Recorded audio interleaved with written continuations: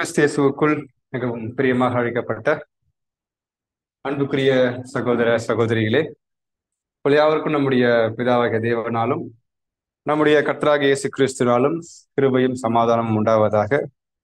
மற்றும் தேவனுடைய மாபெரும் தயவு, அவருடைய விலையேற பெற்ற கிருபினால கூட நம் அனைவரையும் ஒன்று சேர்த்து அவருடைய தெய்வீக சத்திய பாடத்தை கிடைப்பதற்கு நமக்கு வாய்ப்பு கொடுத்த நம்மின் அன்பின் பரலோக தேவனுக்கு நாம் மீண்டுமாக கூட நன்றிகளையும் தூய்மை எடுத்துக்கொள்வோம். விசேஷமாக பானச்சோடி சார்பின் அன்பின் ஐக்கியத்தை உங்களுக்கு தெரிவித்துக் கொள்கிறேன். நான் கடந்து போகும்போது உங்களுடைய அன்பின் ஐக்கியத்தை என்ன பண்ணுவேன், பெற்றுக்கொள்ள போவதற்கு தேவன் கிருபை செய்வாராக. ஸோ நம்ம இந்த நாள் என்ன பாடம் பார்க்க போறோன்ற சக சொல்லிட்டாங்க. என்ன பாடம் பார்க்க போறோம் அப்படின்னு பார்த்தீங்கன்னாக்கா, நாம் ஜெயம் கொள்ள வேண்டிய தடை கற்கள். நாம் ஜெயம் கொள்ள வேண்டிய தடை கற்கள், அப்டாக்கிள்ஸ் டு ஓவர் கம் அப்படின்ற பாடத்தை நம்ம தியானம் பண்ண போகிறோம். ஸோ நம்ம இந்த பாடத்தை பார்ப்பதுக்கு முன்னாடி சில முன்னுரை மட்டும் நான் அவங்க மத்தியில் ஷேர் பண்ணிக்கிறேன். நாம தேவனுடைய தெய்வீக சத்திய பாடத்தை கேட்டுட்டு சத்திய அறிவை பெற்றுக்கொண்டு அவருடைய தெய்வீக புத்திரர்கள் என்ற ஒரு பாக்கியத்தை பெற்றிருக்கிறோம். எப்படின்னு பார்க்கும்போது, சத்தியத்தை பெற்றதை மாத்திரமே நான் என்ன பண்றோம்னாக்கா தேவனுடைய பிள்ளை என்று அதிகம் அழைக்கப்படுறோம். ஏன்னா நம்ம எப்படிதான் பிறந்திருக்கிறோம் பார்த்தீங்கன்னா, சத்திய வசனத்தினாலதான் நம்ம ஜெனிப்பிக்கப்பட்டிருக்கிறோம். அந்த அடிப்படையில் நம்ம என்ன பண்றோம்னா தேவனுடைய புத்திரர்கள் என்ன அழைக்கப்படுறோம். அப்படி அழைக்கப்பட்ட தேவனுடைய பிள்ளைகள் எங்க வாழ்ந்துட்டு இருக்கிறாங்க அப்படின்னு கேள்வி கேட்கும் பொழுது, இந்த தீமைகள் நேர்ந்துட்ட பாவங்கள், சாபங்கள், மரணம் காணப்பட்டு கொண்டிருக்கிற இந்த உலகத்தில் மத்தியில் யார் இருக்கிறாங்க அப்படின்னு பாத்தீங்கன்னா, தேவனுடைய சத்தியத்தை பெற்றுக்கொண்டு வரக்கூடிய அவருடைய புத்திரர்கள், மகன் மகள்கள் இருக்கிறாங்க. அப்புறம் இந்த தீமைகள் இருக்கக்கூடிய இந்த பாவம், மரணம், சாபங்கள் இருக்குது. அதன் மத்தியில தேவ பிள்ளைகள் இருக்கிறாங்க. ஒரு பாயிண்ட். அப்படி இருக்கும்பொழுது தேவன் நமக்கு என்ன எதிர்பார்க்கிறாங்கன்ற அடுத்த கேள்வி வைக்கும் பொழுது, தேவன் சொல்லக்கூடிய விஷயம் என்னன்னு பாத்தீங்கன்னா, அவருடைய தெய்வீக நீதியினுடைய பிரஜைகளா நம்ம காணப்பட வேண்டும். அதாவது தேவனுடைய பிரதிநிதிகளா காணப்படணும். எங்க? இந்த பூமியில. இந்த பூமி எப்படிப்பட்டதா இருக்குது? தீமைகள், பாவம், மரணம் அதிகமா காணப்பட இந்த பூமியில தேவனுடைய புத்திரரை எப்படி நிரூபித்து காண்பிக்கணும்னா, நான் தேவனுடைய கொள்கைகள், கோட்பாடுகள், நீதிக்கு உட்பட்ட பிள்ளையா காணப்பட வேண்டும். தேவனுடைய நீதியா இருக்குது பாக்குறோம். ஆனா நம்ம அதை செய்யும்போது ரொம்ப ரொம்ப ஈஸிங்களா, ரொம்ப கஷ்டமா? ரொம்ப கஷ்டம். ஏன்னா நம்ம பாதையே எப்படின்னா இடுக்கமான பாதையா இருக்குது. இதுல உட்பிரவேசிக்க கொஞ்சம் பேர் தான். ஏன்னா இவ்வளோ பெரிய மிகப்பெரிய டாஸ்க் தேவன் கொடுத்துருக்குறாங்க. ஆனா அதுக்கு என்ன முழு சப்போர்ட் கொடுப்பாரு. ஏன் அப்படி பார்க்கும்போது நாம என்ன பண்றோம்னாக்கா, தேவனுடைய சத்திய அறிவை வாங்கிட்டோம், இந்த பூமியில ஜீவிக்கிறோம். ஜீவிக்கும் பொழுது நீதி நடப்பிக்கணும். ஆனா ரொம்ப கஷ்டம். ஏன்னா தீமைகள் இருந்த பாவங்கள் இருக்கக்கூடிய அந்த பூமியில வந்துட்டு இருக்கோம். அப்படி வாழ போற நாம அதை முயற்சி எடுக்கும் பொழுது கொஞ்சம் போற வழி அப்படின்னு ரொம்ப நெருக்கமா காணப்படுதுன்ற பாக்குறோம். அப்படி போகும்போது நம்ம எல்லாருக்கும் வரக்கூடிய தடைகள் என்பது ஒரே மாதிரி இருக்குமா, இல்ல ஒவ்வொருத்தரும் ஒரு மாதிரியா இருக்குமா? ஏன்னா எனக்கு வர மாதிரி தடை உங்களுக்கு வராது, உங்களுக்கு வர மாதிரி தடை எனக்கு வராது. இப்ப எல்லாருக்குமே தடைகள் கட்டாயம் உண்டு, அதுல எந்த மாற்று கருத்தும் இல்லை. ஆனா வரக்கூடிய தடைகள் என்பது எப்படி இருக்குன்னா ஒவ்வொருத்தரும் ஒரு விதமா இருக்கும்ன்றதை பாக்குறோம். அப்ப தேவன் சொல்றாங்க, அப்ப இந்த தடைகள்லாம் வாங்கி வச்சிருக்கோம், நம்ம எப்படி நம்ம ஜெயிக்கிறது? இப்படி ஜெயிக்கணும்னாக்கா நம்ம எப்படி இருக்கணும்ன்ற தேவன் நமக்கு ஒரு மிகப்பெரிய கடமையும் பொறுப்பும் கொடுக்குறாருன்னா, நீங்க தான் உலகத்துக்கு உப்பா இருக்கிறீங்க, நீங்க தான் உலகத்துக்கு வெளிச்சமா இருக்கிறீங்கன்றத நம்ம நம்பிக்கை வைத்து தேவன் கொடுக்கக்கூடிய மாபெரும் வார்த்தை இது. பாருங்க, இந்த உலகம் பார்க்கும்போது எப்பேற்பட்ட ஒரு வாழ்க்கை வாழ்ந்துட்டு இருக்கிறாங்க, சாத்தனுடைய கட்டுப்பாட்டுல இருக்கிறாங்க. ஆனா நாம் எப்படி தேவன் எதிர்பார்க்கிறாருன்னா, உப்பா இருக்கணும். உப்புடைய தன்மை சுவை தரக்கூடியது. அந்த மாதிரி நம்ம ஜீவன் இருக்குன்னு எதிர்பார்க்கிறாங்க. அதே மாதிரி வெளிச்சம் எதை அடையப்படுத்தும் பாத்தீங்கன்னாக்கா, எங்கெல்லாம் இருள் காணப்படுதோ அங்க நாம் எப்படி இருக்கணுமா, வெளிச்சத்தின் பிள்ளையாய் காணப்படணும். ஒருவேளை வெளிச்சம் இல்லாதபடிக்கு நாமல் என்ன பண்ணக்கூடாதுன்னா, மரக்காலை எடுத்து மூடி வைக்கிற அளவுக்கு போயிடக்கூடாது. அப்ப மரக்காலை எடுத்து என்ன பண்ணா, எங்கெல்லாம் வெளிச்சம் கொடுக்க முடியுமோ அங்கெல்லாம் கொடுக்குற மாதிரி நம்ம என்ன பண்ணணும்னாக்கா பார்க்கணும். இதான் நம்ம பார்க்கிறோம் ஒரு முன்னுரை மாதிரி. ஏன்னா பாருங்க, நாம் ஜெயம் கொள்ள வேண்டிய தடை கற்கள் அப்படின்னா தேவனுடைய பிள்ளைகளுக்கு வரக்கூடிய தடைகளை நம்ம எப்படி மேற்கொள்ள போகிறோம், மேற்கொள்றது என்ன தேவன் நமக்கு சப்போர்ட் பண்றாங்க அதை கண்டுபிடிக்க போறோம். நம்ம இதை எப்படி பார்க்கலாம் அப்படின்னு பார்த்தா, நம்ம நடைமுறை வாழ்க்கையில, ப்ராக்டிக்கல் லைஃப்ல எல்லாருக்குமே ஒரு தடை இருக்குது. ஆனா எல்லாருக்கும் காமனா ஒரு தடை இருக்கு. நம்ம அதுதான் பார்க்க போறோம். எனக்கு ஒரு தடை இருக்குது, உங்களுக்கு ஒரு தடை இருக்குது. பட் எல்லாருக்குமே காமன் வரக்கூடிய தடை என்ன அப்படின்னு பாத்தீங்கன்னாக்கா, நம்ம 2 பாயிண்ட்ல பார்க்க போறோம். ஃபர்ஸ்ட் பாயிண்ட் என்ன பாத்தீங்கன்னாக்கா, மனுஷருக்கு பிரியமாக இருக்க விரும்புதல். முதல் பாயிண்ட். இது எல்லாருக்குமே காமன், எனக்கு மட்டும் இல்ல, உங்களுக்கு மட்டும் இல்ல, எல்லாருக்குமே உரியது. மனுஷருக்கு பிரியமாக இருக்க விரும்புதல். ஸோ அப்ப இந்த கேள்வி, இந்த டாபிக் பார்த்தோம், என்ன கேள்வி எழுமுன்னா, மனுஷருக்கு பிரியமா இருக்க விரும்புறது அந்த அளவுக்கு தவறானதா? அந்த விருப்பம் என் ஆவிக்குரிய ஜீவத்துல இருந்து விழுத்தளிடுமா? அப்ப நம்ம முன்னேற்றம் அடைய முடியாதான்ற கேள்வி எழுப்பலாம். டாபிக் ரொம்ப சிம்பிளா இருக்க மாதிரிதான் இருக்கும். நம்ம போகும்போது தெரியும் அது நம்முடைய ஆவிக்குரிய ஜீவத்திற்கு எந்த அளவுக்கு பாதிப்பு உண்டு பண்ண போகுதுன்றத கண்டுபிடிக்க போறோம். ஏன் அப்படின்னு பாத்தீங்கன்னா, முதலாவது பார்க்கும்போது நம்முடைய குடும்பத்துல ஃபேமிலி இருக்கு. இந்த ஃபேமிலிக்குள்ள கணவன், மனைவி, பிள்ளைகள் இருப்பாங்க. இப்ப மனைவி யோசிக்கிறாங்க, தன் கணவனுக்கு பிரியமா இருப்பதற்கு என்ன பண்ணுவாங்க? விரும்புவாங்க. உண்மைதானே? அப்போ அவங்களுக்கு பிரியமா இருப்பதற்கு அதை முன் வைப்பாங்க. அதே மாதிரி கணவன் விரும்புவாரு, மனைவிக்கு என்ன பண்ணும்? பிரியமா இருக்கணும். பெற்றோர்களுக்கு யார் பிரியமா இருக்குன்னா பிள்ளைகள், பிள்ளைகளுக்கு பெற்றோர் பிரியமா இருக்கணும். அப்படின்னா பிரியமான எப்படி புரிஞ்சுக்கிறதுன்னா, இவங்க ஏதோ விஷயம் பண்ணுவாங்க, அதை ஒத்து போவாங்க. சிறிய தவறு நடக்கலாம், அந்த தவறு என்ன பண்ணுவாங்க? கண்டிக்க மாட்டாங்க. கண்டித்தா என்ன ஆகும்? என் கணவனுக்கும் எனக்குள்ள ஒரு தொடர்பு துண்டிக்கப்பட வாய்ப்பு, அதாவது வெறுப்பு வந்துடும் என் மேல அவருக்கு. என்ன என் டைம் இதோ ஒரு கேள்வி கேட்டுக்கிறாங்க, ஒரு ஐக்கியம் இருக்காது. அப்ப என்ன பண்ணுவாங்கனாக்கா, அந்த விஷயம் கூட அலோ பண்ண மாட்டாங்க, காம்ப்ரமைஸ் பண்றாங்க. சொல்ல போனா வேணும் சின்ன சின்ன விஷயமா தான் இருக்கும். இப்படி பண்ற போது என்ன ஆகும் பார்த்தீங்கன்னாக்கா, தடைகள் வர்றதுக்கு வாய்ப்பு உண்டு. ஆனா என்ன பண்றாங்கனாக்கா, தன் கணவனுக்கு இது பிடிக்காததுனால என்ன பண்ணுவாங்க, அந்த தப்பை கூட சொல்லாம மறைப்பாங்க. இப்படி மறைக்கும் பொழுது என்ன ஆகுதுன்னு பாத்தீங்கன்னாக்கா, அவங்களுக்கு பிரியமா இருப்பது நிரூபிக்க முடியும். ஒருவேளை சகோதரருக்கு என்னை பிடிக்கிறதுக்காக என்ன பண்ணுவேன், எப்படி வேணா பேசுவேன். ஆப்போசிட் பண்ணிட்டு எனக்கு எப்படி இருக்கும்? கஷ்டப்படுவார் இல்லையா? எப்படி பேசுவாருன்றது ஒரு உதாரணம். இது நம்ம குடும்பத்துல மாத்திரம் கிடையாது, நம்ம ஒர்க் பண்ற ஆபீஸா இருக்கட்டும், ஸ்கூலா இருக்கட்டும், தொழிலா இருக்கட்டும், எல்லாமே இருக்கட்டும். அங்க யார் இருப்பாங்க பார்த்தோம்னா, உலகத்தின் மக்கள் இருப்பாங்க. இப்ப நம்ம அங்க புது சிருஷ்டியா இருக்கிறோம். இப்ப நமக்கு தேவன் டெஸ்ட் வைக்கிறாங்க. இப்ப அங்க எப்படி நடக்கணும்னு பார்க்கும்போது எப்படி அதிகமா யோசிப்போம்னா, நம்ம ஃபேக்டை மட்டும் பேசுவோம், ட்ராக்ல பேசுவோம். பாடம் இல்லாம ஒரு டிஸ்கஷன் பண்ணிக்கலாம். ஏன்னா இப்ப நம்ம ஆஃபீஸ் ஒர்க் பண்றோம், அங்க என்னதான் இருக்கும்? அதிகமா அநீதி மட்டும் தான் காணப்படும். ஏன்னா அவங்களுடைய லாபத்துக்காக என்ன பண்ணுவாங்கன்னா, ஒரு நிறுவனம் நடக்கும். இப்ப நாங்க ஒர்க் பண்ணும்போது அவங்க ஒரு ஸ்ட்ரக்சர் போடுவாங்க, இது நடக்கணும்ட்டு. அது நம்ம பார்க்கும்போது அநீதியா இருக்கும், தவறா இருக்கும். பட் நம்ம ஒர்க் பண்றோம், என்ன பண்ணிதான் ஆகணும்? அதை அக்செப்ட் பண்ணிதான் ஆகணும். அப்ப நம்ம தேவன் சொன்னார் இல்லையா, இந்த பூமி என்பது தீமைகள் இருக்கும், பாவங்கள் இருக்கும், அநீதி இருக்கும். ஆனா நீங்க யாரு? வெளிச்சத்தின் பிள்ளைகள், தேவன் நீதியினுடைய பிரதிநிதிகள். அப்ப நம்ம எப்படி காணப்பட முடியும்? அப்ப நம்ம ஆப்போசிட் பண்ணா ஒருவேளை நமக்கு என்ன போக வாய்ப்பு இருக்கு? வேலையே போக வாய்ப்பு இருக்கு. நீங்க சரியில்லை அப்படின்லாம் சப்போஸ் என்ன பண்ண, நம்ம டீம்ல இருக்கிறவங்க பேச மாட்டாங்க, ஒதுக்கி வைப்பாங்க, தனித்து படுவோம். ஏன்னா முன்னமே இந்த டீம் ஒர்க் பண்ண மாட்டாங்க, ஏன்னா இவர் வித்தியாசமா இருக்கிறாரு, என் கூட சேர்க்கையே கிடையாது அப்படின்ற எண்ணங்கள் வரும். ஏன் பார்க்கும்போது இந்த மாதிரி நம்ம இருக்கிறோம்னாக்கா இந்த மாதிரி விஷயம் நடக்கும். இங்க மட்டும் கிடையாது, உலகத்தார் மத்தியில நம்ம பேசுறோம், கடைங்களுக்கு போறதா இருக்கட்டும், இல்ல மற்ற யாரை பார்க்கும்போது, அப்ப அங்க எப்படி பேசும் பார்க்கும்போது அவங்களுக்கு என்ன பிடிக்கணும் அப்படின்னா அவங்களுக்கு ஏத்த மாதிரியே பேசுவாங்க. இந்த சின்ன விஷயமா தான் தோன்றும். ஆனா அந்த விஷயம் எப்படி போனா ஒரு புது சிருஷ்டிக்கு மிகப்பெரிய விளைவை உண்டு பண்ண கண்டுபிடிக்க போறோம். அடுத்து கடைசி எங்க வருவோம்? எங்க வந்திருக்கிறோம்? எக்லிஷா வந்திருக்கிறோம். அங்க எப்படி இருப்பாங்கனாக்கா, ஒரு சகோதரன் ஒரு சகோதரை பத்தி பேசிட்டு இருக்கிறாங்க, அவர் இந்த மாதிரி கேரக்டரு, அவர் இந்த பட்டவர் அப்படி பேசும்போது நம்ம என்ன பண்றோம்? நீங்க பேச தப்பு, அப்பெல்லாம் பேசக்கூட சொல்லிட்டோம்னா நாளைக்கு அவர் அவங்கள்ட்ட பேசுவாரா? அவர் என்ன பிடிக்குமா? பார்க்கும்போது டிஸ்டன்ஸ் மெயின்டைன் பண்ணுவாங்க, இவர்கிட்ட பேசலே சரி வராது. அப்படின்னா எல்லாருக்குமே என்ன பிடிக்கணும் அப்படின்னா அவங்க என்னை விரும்பணும், அவங்க என்னை நேசிக்கணும். அதுக்கு என்ன பண்ணுவேன்? எல்லாவற்றுக்கும் ஒத்து போற மனப்பான்மை நமக்கு இருந்துச்சுன்னா, கட்டாயமா நான் சொல்றாருன்னா இது மிகப்பெரிய டேஞ்சர். ஏன் அப்படின்னு பாத்தீங்கன்னா, நான் ஆரம்பத்தை கேள்வி கேட்டேன். அப்படின்னாக்கா நம்ம மற்றவங்களுக்காக பிடிக்கிறதுக்கு யோசிக்கும் போது மிகப்பெரிய ஆபத்து எப்படி வரும் அப்படின்னு பார்க்கும்போது, சில நேரங்கள்ல நன்மை விளைவிக்கும். எப்படின்னாக்கா, மற்றவங்களுக்கு அதை வளர்ந்து கொள்வது, சகோதரிக்கு இதை பிடிக்கொண்டதுக்காக கணவன் ஒத்து போறது நல்ல விஷயமா இருக்கும், நல்ல காரியத்திற்கு கொஞ்ச நேரத்துல மட்டும்தான் அப்படி காணப்படும்.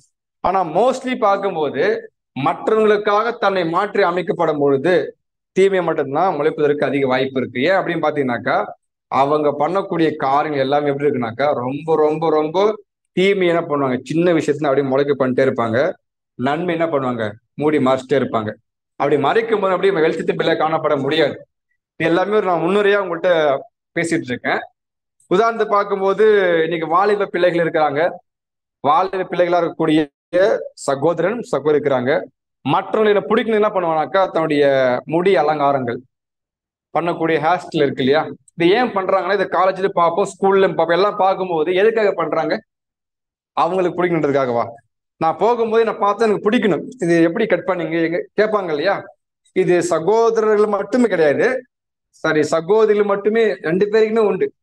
இப்போ அவங்களும் அந்த விஷயங்களை பண்ணக்கூடிய விஷயமா, ஏன்னா பார்க்கும்போது எப்படி இருக்கு நல்லா கேட்கறத விட இது எங்க பண்ணீங்க எப்படி, ஏன்னா இந்த அவங்களுக்கு என்ன பிடிக்கணும், நான் என்னை பார்க்கும்போது அட்ராக்ட் பண்ற மாதிரி இருக்கணும். இது முடி அலங்காரம் மாத்தம் கிடையாது, நம்முடைய உடைகள் எல்லாத்துலயும் சரி. இந்த ட்ரெஸ்ஸிங் சென்ஸ் பார்க்கும்போது ரொம்ப அழகா இருக்கு, ரொம்ப கிராண்டா இருக்கு அப்படின்னு இதெல்லாமே எதுக்குன்னா மற்றவங்களுக்கு இது ரொம்ப பிடிச்சி ஆகணும், அதுல எந்த ஒரு மாற்று கருத்து இல்லை. என் நேசிக்கணும், என்னை விட்டுட்டு போயிடக்கூடாது அப்படின்ற எண்ணம் உருவாக்க போகும்போது இந்த மாதிரிலாம் பண்ணுவாங்க. அதிகமா என்ன பண்ணுவாங்க பாத்தீங்கன்னு வச்சுக்கலாம், சில டீப்பா போய் பார்த்தோம்னா காலேஜ்ல பார்க்கும்போது ஸ்மோக் பண்றது, ட்ரிங்க் பண்றது ஒரு காலத்துல தவறு சொல்லிட்டு இருந்தாங்க, இப்போ பண்றது ட்ரெண்ட், ஃபேஷன் சொல்றாங்க. கிளப்பு பப்பு அங்க போயிட்டு சும்மா நின்று பாருங்க, உங்களுக்கு எது கூட தெரியாதா அப்படின்னு கேட்பேன். ஏன்னா இதுதான் இப்போ ஃபேஷனா இருக்கு. பாருங்க இதெல்லாம் மற்றவங்க பார்க்கும்போது எனக்கு பிடிக்கணும், நல்லா பண்றாரு, நல்லா செய்யறாங்க என்ற ஒரு விஷயத்த காமிக்கின்றதுக்காக என்ன பண்றாங்கன்னா இந்த மாதிரி பண்ணக்கூடிய மனப்பான்மை உருவாகுது. அப்படி உருவாகக்கூடிய எந்த ஒரு சகோதரனுக்கும் சகோதரிக்கும், அதாவது புது சிருஷ்டிக்கு தன் குடும்பத்துல பார்க்கும் பொழுது அவன் என்ன பண்றானாக்கா, கணவனாக இருக்கட்டும், மனைவியா இருக்கட்டும், பிள்ளையா இருக்கட்டும், அவங்க பண்ணக்கூடிய தப்பு என்ன பண்றானாக்கா மூடி மறைக்கிறாங்க. அதான் என்ன பண்ண, வெளிச்சத்தை மரக்காலாம் மூடுறது. நீங்க தேவனுடைய நீதினுடைய கொள்கைக்கு உட்பட்டு இருக்கிறீங்கன்னா கட்டாயமா என்ன பண்ணுவாங்க, மறுப்பு தெரிவிப்பாங்க, நீங்க பண்றது சரியில்லை. சின்ன தவறு தான், சொன்னா வெற்றிவாலும் பயப்படுற நீங்க சொல்லாம போனாக்கா உங்க கணவருக்கு என்ன பண்ற, நீங்க அதிக பாவத்துக்கு என்ன பண்றீங்க, பேஸ்மெண்ட் போட்டுன்னு இருக்கீங்க. கண்டும் காணாம விடும்போது தீமைகள் முளைக்கு அதிகமா ஆரம்பிச்சுட்டே இருக்குது. நீங்க என்ன பண்ற, பிடிக்கிறதுக்காகவே காம்ப்ரமைஸ் பண்ணி பண்ணி பண்ணி நன்மை பண்ணாம தீமை மட்டுமே வளர்ந்துட்டு இருக்கு. ஒரு காலத்துல என்ன இது மிகப்பெரிய விஷயமா பாயசமா மாறி அப்பதான் பெரிய பிரச்சனை வரும். எதுக்கு? கணவன் மனைவிக்கு இல்ல, புது சிருஷ்டிக்கு மிகப்பெரிய ஆபத்து உண்டு பண்றோம். தேவன் எதிர்பார்க்கக்கூடிய நீதினுடைய கொள்கைக்கு முன்னேற முடியாது, வளர்ச்சி காண முடியாது, குறுகி போயிருக்கும், கண்கள் குறுகி போயிருக்கும், மனக்கண்களை வெளிச்சத்துக்குள்ள கடந்து போகாது. பாருங்க, நம்ம யோசிச்சோம், மற்றவங்களுக்கு என்ன பிடிக்கின்றதுக்காக எதிர்பார்த்த விஷயம் இப்படிலாம் கொண்டு போகுமானா கட்டாயம் கொண்டு போகும். ஏன்னா பிடிக்கிறதுக்காக நம்ம என்ன பண்ணுவோம், தவறு அனுமதிப்போம், தீமை அனுமதிப்போம், அநீதி அனுமதிப்போம். இதே குடும்பத்துல, அதே ஆபீஸ்ல பாருங்க அதேதான். அவங்க சொல்லுவாங்க, சில ரூல்ஸ் அண்ட் ரெகுலேஷன் நல்லா ஸ்ட்ரிக்டா போட்டிருப்பாங்க, ஆனா அதை ஃபாலோ பண்ணுவாங்களா அவங்க? ஏன்னா பண்ண மாட்டோம். தேவை எங்களுக்கு இன்கம் வரதுக்கு என்ன வேணா பண்ணுவோம், ஸ்டெப் எடுப்பாங்க, சுயநலம் காணப்படும்.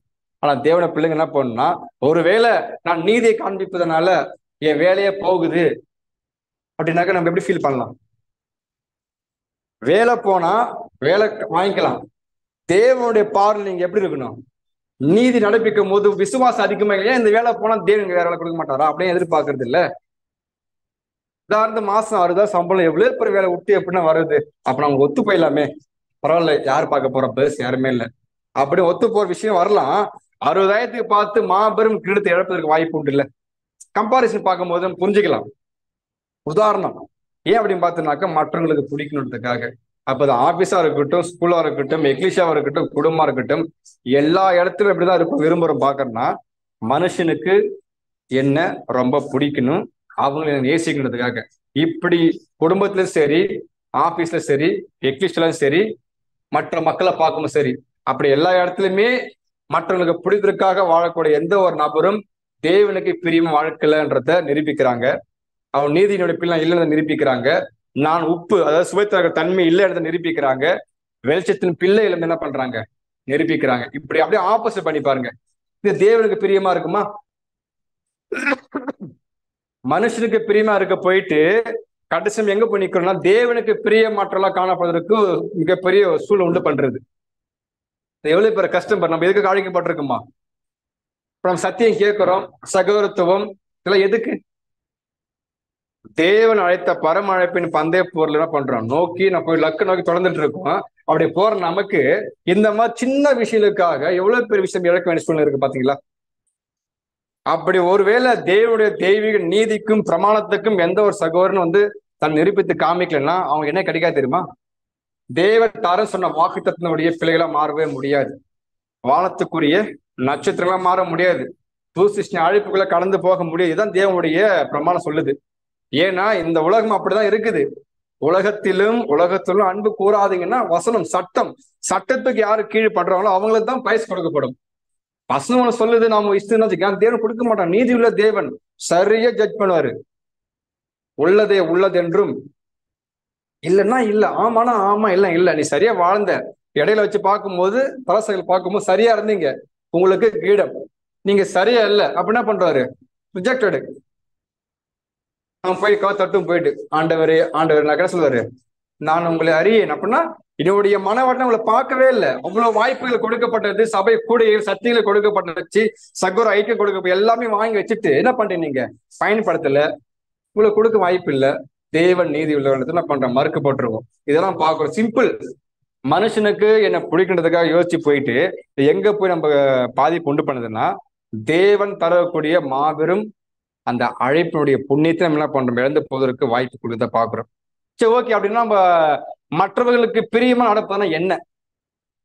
ஏன் நடக்க விரும்புறோம்? அதை எப்படி நம்ம சரியான முறையில செய்யறோம்?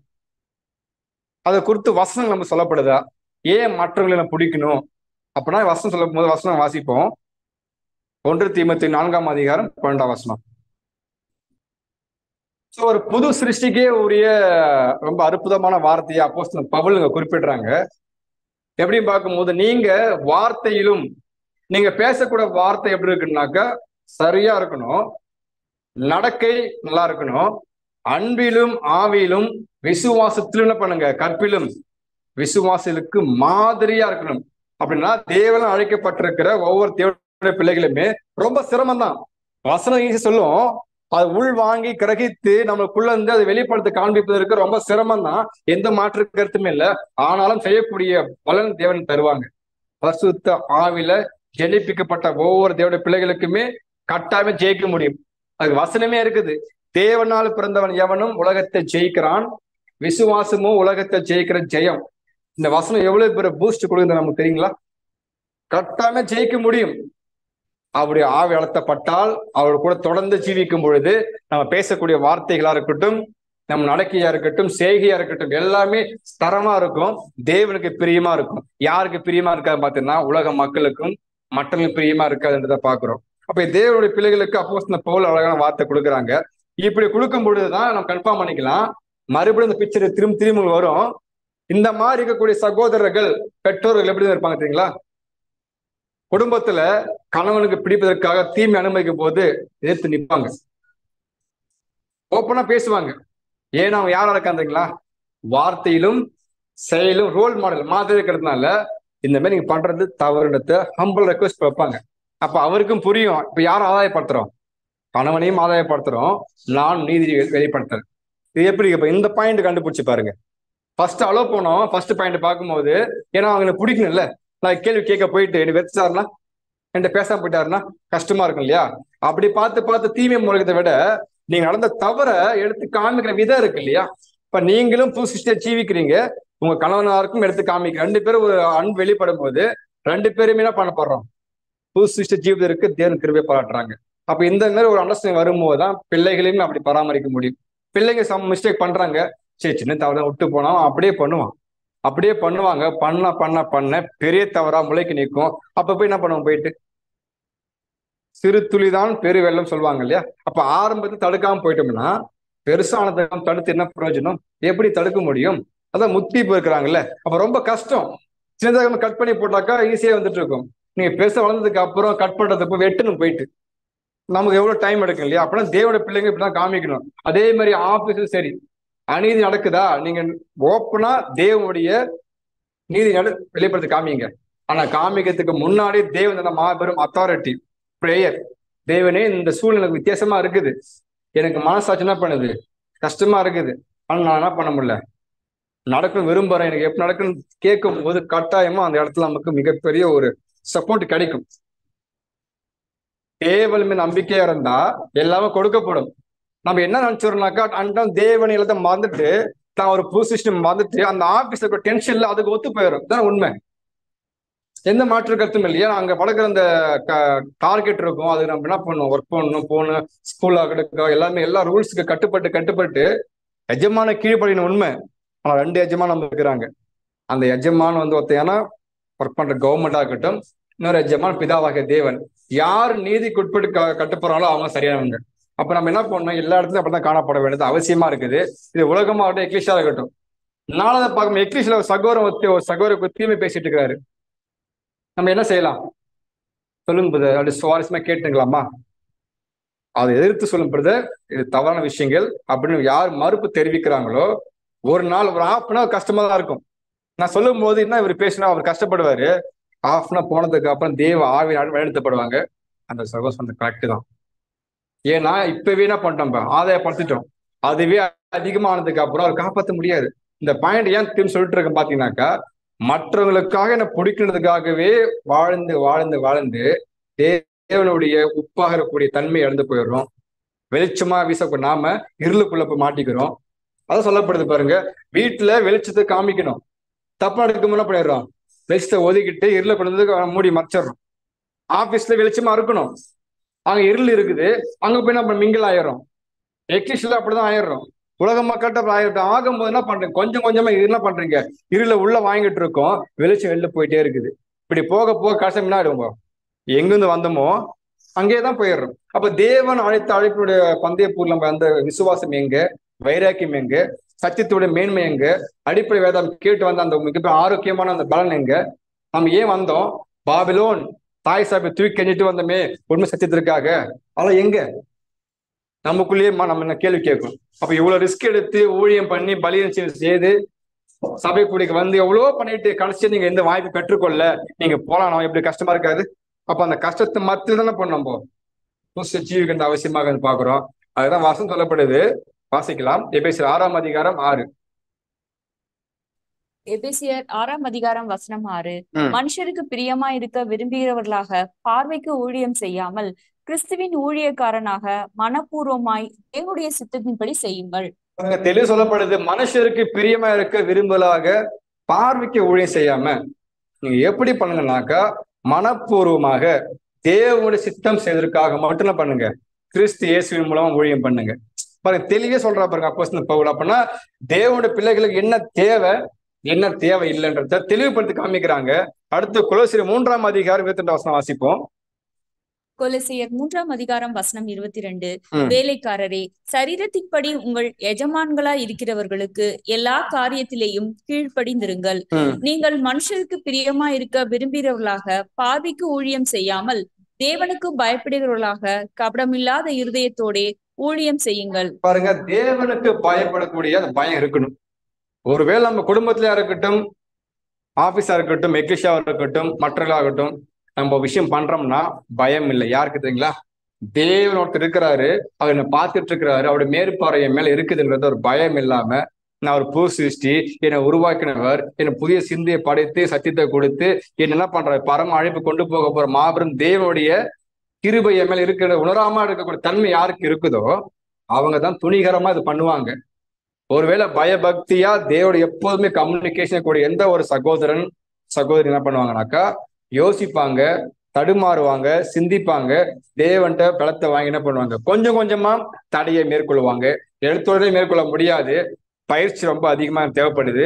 கடினமா உழைத்தாலும் மட்டும்தான் உயர்வு கிடைக்கும் சொல்றாங்க இல்லையா உலகத்திலேயே. அப்ப அதே மாதிரியே ஒரு புது சிஸ்டம் மாறினா நம்ம ரிஸ்க் எடுக்கணும்.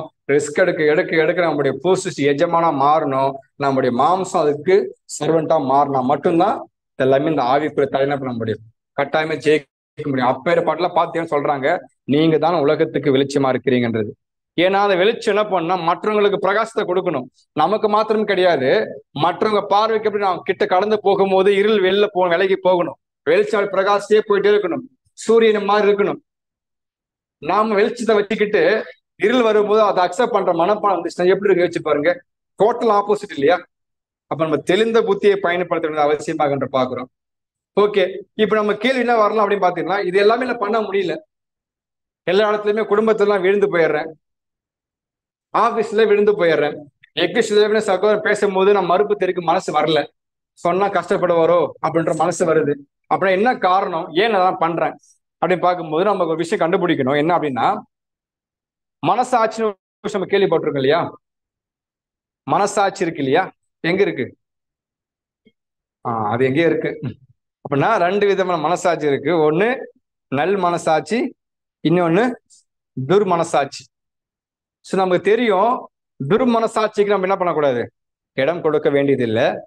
நல் மனசாட்சிக்கு மட்டும்தான் என்ன பண்ணணும், இடம் கொடுக்கணும். அப்படின்னா அந்த நல் மனசாட்சி எப்படி நம்மளை வழி நடத்தும் நம்ம பார்த்தோம் இல்லையா. என் குடும்பத்துல மற்றவங்களுக்கு என்னை பிடிக்கணுதுக்காக நான் விட்டு கொடுத்தேன் இல்லையா, தவற முழிக்க ஆரம்பித்தேன் இல்லையா. இதுவே மனசாட்சி சொல்லியிருக்கும் ஆரம்பத்துல, நீங்க பண்ணது என்னது, நம்ம தவறு அனுமதிக்கும் போது சொல்லலையா மனசு, நீ பண்ண தப்பு சொல்லணும் இல்லையா. எத்தனை ஃபீல் பண்ணிருக்கிறோம், எல்லாரும் கரெக்டாக ஃபீல் பண்ணிருப்போம். அப்ப அந்த மனசு சொல்லுது இல்லையா நீ பண்ண தப்புன்ட்டு. அதை மீறினோம்னா இப்ப சரீரம் போயிட்டு ஆக்டிவா பண்ணிட்டே இருக்கும். பண்ண பண்ண பண்ண பண்ண மனசு ஏதோ ரொம்ப டிஸ்டர்ப் பண்ணிட்டே இருக்கும். ஒருத்தர மாதிரி ஃபீல் பண்ணிருக்கோமா, ஏதோ ரொம்ப குழப்பமா இருக்குது, நான் போயிட்டு பண்ணுன்னு விரும்புறேன், ஆனா என் மனசு எனக்கு இடம் கொடுக்கவே மாட்டேங்குது, ஏதோ ஸ்டாப் பண்ற மாதிரி இருக்குது. அப்படி வரும்போது நம்ம என்ன பண்ணணும்னா உடனே வெயிட் பண்ணுங்க. இதான் அழகா சொல்றாங்க சகோதரர். நீங்க பரபரப்பா போயிட்டு இருப்பீங்க, தீமை பண்ணதான் போயிட்டு இருக்கோம். ஆனா உங்களுடைய மனசாய் சொல்லும் வேண்டாம் வேண்டாம், ஏதோ உங்களுக்குள்ள ஒரு மிகப்பெரிய மாற்றத்தை உண்டு பண்ணும். நம்ம அதை மீறி பண்ணுவோம். அந்த வரும் பட்சத்துல இனிமேல் நம்ம என்ன பண்ணலாம்னா, ஒரு நிமிஷம் வண்டியில போறீங்களோ கார்ல வெயிட் பண்ணி இல்லைங்க, என்ன பண்ணுங்கனாக்கா யோசிங்கிறாரு. ஃபர்ஸ்ட் நிதானமா பாருங்க உங்க மனசாட்சி என்ன சொல்லுதுன்னு ஃபர்ஸ்ட் காது குத்து கேளுங்க. நம்ம அநேக நேரத்துல தீமை வர்றதுக்கு காரணம்னா மனசாட்சியோட சத்தம் பேசுது இல்லையா, அது காது கொடுத்து கேட்பதே இல்லை. கேட்காத நிமித்தமாகவே தான் அந்த தவறு நடக்குது. இப்ப மனசாட்சி சொல்லும் எது நீதி, எது அநீதி, எது நன்மை, எது தீமை, எது தேவனுக்கு பிரியம், எது தேவனுக்கு பிரியமராது, நீ ஒரு புது சிருஷ்டி, நீ இப்படி ஜீவிக்கலாமான்ற கேள்வி எல்லாமே நமக்குள்ள பேசும். எப்போ நம்ம நின்று அதுல கேட்கும் பொழுது வெயிட் பண்ணுங்க, என்னன்னு பார்க்கும்போது சொல்லும். இப்ப நீ போறல இந்த காரியம் சரியா தவற யோசிச்சு பாத்தியா, நாம சொல்லுவோம் இல்ல, அப்ப எதுக்கு நீ இப்படி கிளம்பி போயிட்டு இருக்க. இப்படி பேசும்போதுதான் கண்டுபிடிக்க முடியும். அப்பதான் எப்படின்னா ஒரு புது சிருஷ்டி காப்பாற்ற முடியும். நம்ம சிந்தை நம்மளுக்குள்ள பேசும், உருவாக்கும். நம்ம ஏதோ ஒரு கூட்டுல ஓடிட்டு இருந்தோம்னாக்கா தீமை பண்ணதுக்கு அப்புறம் அதுக்கு உட்காந்துட்டு தப்பு பண்ணிட்டுமேன்னு குற்றப்படுத்த விட பண்றதுக்கு முன்னாடியே உங்களுக்குள்ள பண்ணுது, ஒரு சத்தம் கேட்கப்படுது இல்ல. அப்ப ஏன் நம்ம நிக்கிறது இல்லை, காரணம் நிதானம் இழந்து போனதெல்லாம் மட்டும்தான் அது பண்ண முடியுது. அது எப்படி சொல்றாங்க நான் புரிஞ்சுக்கிறது பாத்தீங்கன்னா, ஒரு கடிகாரம் இருக்கு இல்லையா, ஒரு கடிகாரம் இருக்குது. அந்த கடிகாரத்துல துல்லியமா ஒரு நேரத்தை காட்டக்கூடிய முள்ளு இருக்கு இல்லையா, அந்த முள்ளு மாதிரி நம்முடைய மனசாட்சி சரியா மணி 5 அப்படின்னு காமிக்கணும்னா கரெக்டா முள்ளு பண்ணி நிற்கும். இப்ப அந்த முள்ளை ஈக்கக்கூடிய ஒரு விஷயம் இருக்கு இல்லையா, உள்ளுக்குள்ள ஒரு ஸ்ப்ரிங் இருக்குல்ல, ஸ்ப்ரிங் ஒரு மெஷின் இருக்கு, அதெல்லாம் பண்ணும், அது சுத்த வைக்கும், கரெக்டா இப்ப 5ன்னு காமிக்க வைக்கும், 6 காமிக்க வைக்கும். அது எதுக்கு நம்ம ஒப்பிட்டு பாக்குறோம் அப்படின்னு பார்த்தோம்னா, அந்த முள்ளு மாற மனசாட்சி, அந்த மனசாட்சியே ஒண்ணு இயக்கிட்டு இருக்கு. அதான் எதுவும் பார்த்தோம்னா தேவனுடைய அகாப்பே அன்பு.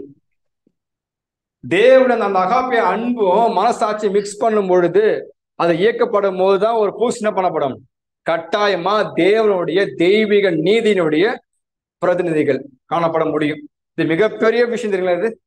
அப்ப தேவனுடைய அந்த அன்பு நமக்குள்ள அந்த மனசால மிக்ஸ் ஆகிட்டு வழிநடத்துக்கு இடம் கொடுக்கணும். தேவனுடைய ஆவில வழிநடத்தப்படுவாங்க. அப்பதான் அது வசனம் நான் பேண்டி போடுறேன். இப்படி போடும் போதுதான் நம்முடைய எல்லா இடத்துலயும் பாருங்க நின்று யோசிக்கும் போது தப்புன்றத மனசை சொல்லும். தேவனுடைய அன்பு எங்கதான் பிறக்கும் தெரியுங்களா, அங்கதான் பிறக்கும். அதுதான் இப்ப ரசூல் சொல்றாங்க ரீபிரிண்ட்ல 4085ல ஒரு வார்த்தை சொல்லணும்னா, மனசாட்சி என்பது நம்முடைய விலையேற பெற்ற ஒரு சொத்து. நம்முடைய மனசாட்சி என்பது நமக்கு விலையேற பெற்ற சொத்து. அப்பேற்பட்ட இந்த சொத்துக்கு நாம கீழ்ப்படிஞ்சோம்னா அது சொல்லும் இல்லையா, சரியானது எது தவறானது எதுன்னு பிரிச்சு காமிக்கும் இல்லையா, பகுத்து பார்க்கும் இல்லையா. அப்படி சொல்ற வார்த்தைக்கு எந்த ஒரு பூ சிருஷ்டி கீழ்ப்படியுதோ அப்ப கீழ்ப்படிந்த அந்த பூ சிருஷ்டி எங்க போய் நிக்கும் தெரியுங்களா, தேவனுக்கு முன்பாக நிக்க முடியுமா போயிட்டு. இப்ப மனசாட்சி எவ்வளவு விஷயம் பாருங்க. மனசாட்சி என்பது அவ்வளவு பேர் ஒரு கிஃப்ட். அதுதான் வழிநடத்தும் நம்மள. அப்படி வழிநடத்தினா மட்டும்தான் தேவனுக்கு முன்பாக போய் நம்ம போயிட்டு நிக்க முடியும். மிகப்பெரிய பரிசுத்தமா இல்லைன்னா கூட ஓரளவுக்கு நம்ம நிக்க முடியும், போயிட்டு குறையாற்றணும் நிக்க முடியும் போயிட்டு. மனசாட்சி என்பது நம்ம எவ்வளவு முக்கியத்துவம் வாய்ந்து பாருங்க. ஒருவேளை மனசாட்சி நம்ம துரோகம் பண்றோம், அந்த மிகப்பெரிய சொத்துக்கு நம்ம கீழ்ப்படியில அப்படின்னாக்கா நம்ம வரக்கூடிய மிகப்பெரிய விஷயமா, நாமோ தேவனோட பண்ணிட்ட உடன்படிக்கை ஜீவிதம் என்ன பண்றோம், ஃபர்ஸ்ட் பிரேக் பண்றோம், உடைக்கிறோம். தேவனே என் சித்தம் அல்ல உங்க சித்தம் சொன்ன ஓகே பண்ண இல்லையா? இப்ப சொல்றோம் உங்க சித்தம் இல்ல என் சித்தம். பேசும்போது ஈஸியா இருக்கும், நம்ம திங்க் பண்ணும்போது ரொம்ப நம்மள எங்கேயோ கொண்டு போயிட்டுறோம், அந்த நோக்கத்தையே திசை போட்டுரும். பாருங்க, நம்ம பண்ண உடன்படிக்கை ஏதோ மனுஷன்ட்டையோ இல்ல ஏதோ ஒரு கவர்மெண்ட் ஸ்டாஃப்டே கிடையாது, இல்ல ஒரு பிஎம்ஓ சிஎம்ஓ கிடையாது. சர்வலோகத்தையும் படைத்த சர்வ ஞானம் உள்ள ஒன்றான மே தேவனாகிய சர்வ வல்லம் உள்ள பிதாவாகிய தேவன்ட்ட நாம உடன்படிக்கை போட்டிருக்கிறோம். பாருங்க எவ்வளவு பெரியவர், அண்ட சராசரத்துக்கு மேலாகக்கூடிய மகா பரிசுத்தமானவர். அப்பேற்பட்ட தேவன்கிட்ட போட்ட உடன்படிக்கைய நாம் மீண்டும் வாபஸ் வாங்க மாதிரி அடையாளம் என்ன படுத்தணுமா? மனசாட்சியில அந்த அகாப்பை அன்பம் சொல்லும் பரிசுத்தாவின் மூலமா நீ பண்ணாதன்னு அதை காது கொடுத்து கேட்க எந்த நபரும் தேவனுக்கு பிரியம் இல்ல மாட்டாங்க. அவங்க எப்படி வெளிச்சத்தின் பிள்ளையா அந்த வார்த்தைக்கு ஏற்றுக்கொள்ள முடியும், உப்பாக இருக்க முடியும்? அப்பேற்பட்டவங்க உடன்படிக்கை ஜீவிதம் என்ன பண்றாங்க? முறிக்கப்படுவாங்க. அப்படி ஒருவேளை உடன்படிக்கை ஜீவிதத்தை முறிச்சு போடணும்னா எங்க இடம் இல்ல? பாடி ஆஃப் கிரைஸ்ட், கிறிஸ்து சரீரத்துல அங்கத்துல உங்களுக்கு இடமே இல்லை. எப்பேற்பட்ட இழப்பு தெரியுமா இது? தேவனுக்கு இருந்த உடன்படிக்கை வாபஸ் வாங்குறோம் கொஞ்சம் கொஞ்சமா, அதுக்கப்புறம் அந்த இயேசு கிறிஸ்து சரீரத்துல இருந்து ஒரு அவயமா இருக்கிறோம், அந்த அவயத்திலிருந்து வெளியேற்றே இருக்கிறோம். வெளியே போயிட்டா எந்த பாதுகாப்பும் இல்லை. நம்ம எங்க இருக்கிறோம் தெரியுமா? டேபர்நாக்கிள்ல. நம்ம இப்ப எங்க இருக்கிறோம்? அங்க இருந்தா ஃபுட்டு சாப்பிடுறோம் இல்லையா? 66 அப்பங்கள், 6 அப்பம். இப்ப நம்ம அதுக்குள்ள இருக்கும் போது கவரிங் இருக்கு இல்லையா, பாதுகாப்பு ப்ரொடெக்ஷன் இருக்கு. ஒருவேளை உதாரணத்துக்கு நீங்க அந்த போஸ்டர் விட்டு வெளில வந்துட்ட பிரகாரத்துக்கு மழை பெஞ்சாலும் சரி, வெயில் எல்லாம் மேல படும், உள்ள படுமா? அதான் தேவ பாதுகாப்பு. அப்ப இப்பேற்பட்ட ஒரு ப்ரொடெக்ஷனே விட்டு வெளில வராங்கன்னா எப்படி தெரியுமா? மற்றவங்களுக்கு என்ன பிடிக்கின்றதுக்கு சின்ன விஷயமா ஆரம்பிக்கப்பட்டு இது எங்க போயிட்டு இருக்குன்னு கண்டுபிடிக்க முடியுதா? சபை வாய்ப்பே விட்டு ஒருத்தர் வெளில போயிட்டு இருக்கிறாங்க.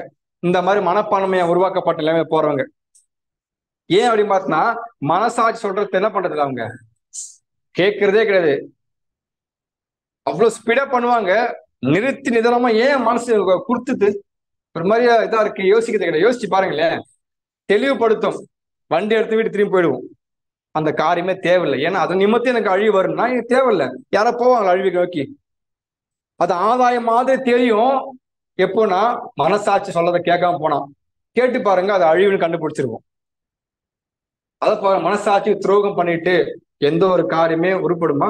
சொல்லுவாங்கல்ல, நம்ம லோக்கலா பேசுவாங்க இல்லையா, மனசாட்சி என்ன பண்ணிட்டீங்க, துரோகம் பண்ணிட்டீங்க, நான் உங்களை மன்னிக்க மாட்டேன் பேசுவாங்கல்ல. அப்புறம் அதேதான் தேவனுடைய பரிசுத்த ஆவினால அந்த அகப்பை அன்பு வந்து எங்கதான் பிறக்கும் அப்படின்னு பாத்தீங்கன்னாக்கா, நல் மனசாட்சி எங்க இருக்குதோ அங்கதான் பிறக்கும். அதான் வழி நடத்தும், உருவாக்கும், சிந்தைய பயிற்றுவிக்கும். கொஞ்சம் கொஞ்சமா தான் பண்ண முடியும். பண்ணதான் தேவனுக்கு பிரியமான ஜீவ பலியா செலுத்த முடியும். அதை எதிர்பார்க்கக்கூடிய காணிக்கை செலுத்த முடியும், வழிநடத்தப்பட முடியும், சகோதரத்துல வளர்ச்சி அடைய முடியும், சத்தியத்துல கட்டப்பட முடியும். இதெல்லாம் ஒரு ஸ்டேஜா கடந்து போகணும். எல்லாமே பாடமை கேட்டு ஓரளவு பண்ண முடியாது.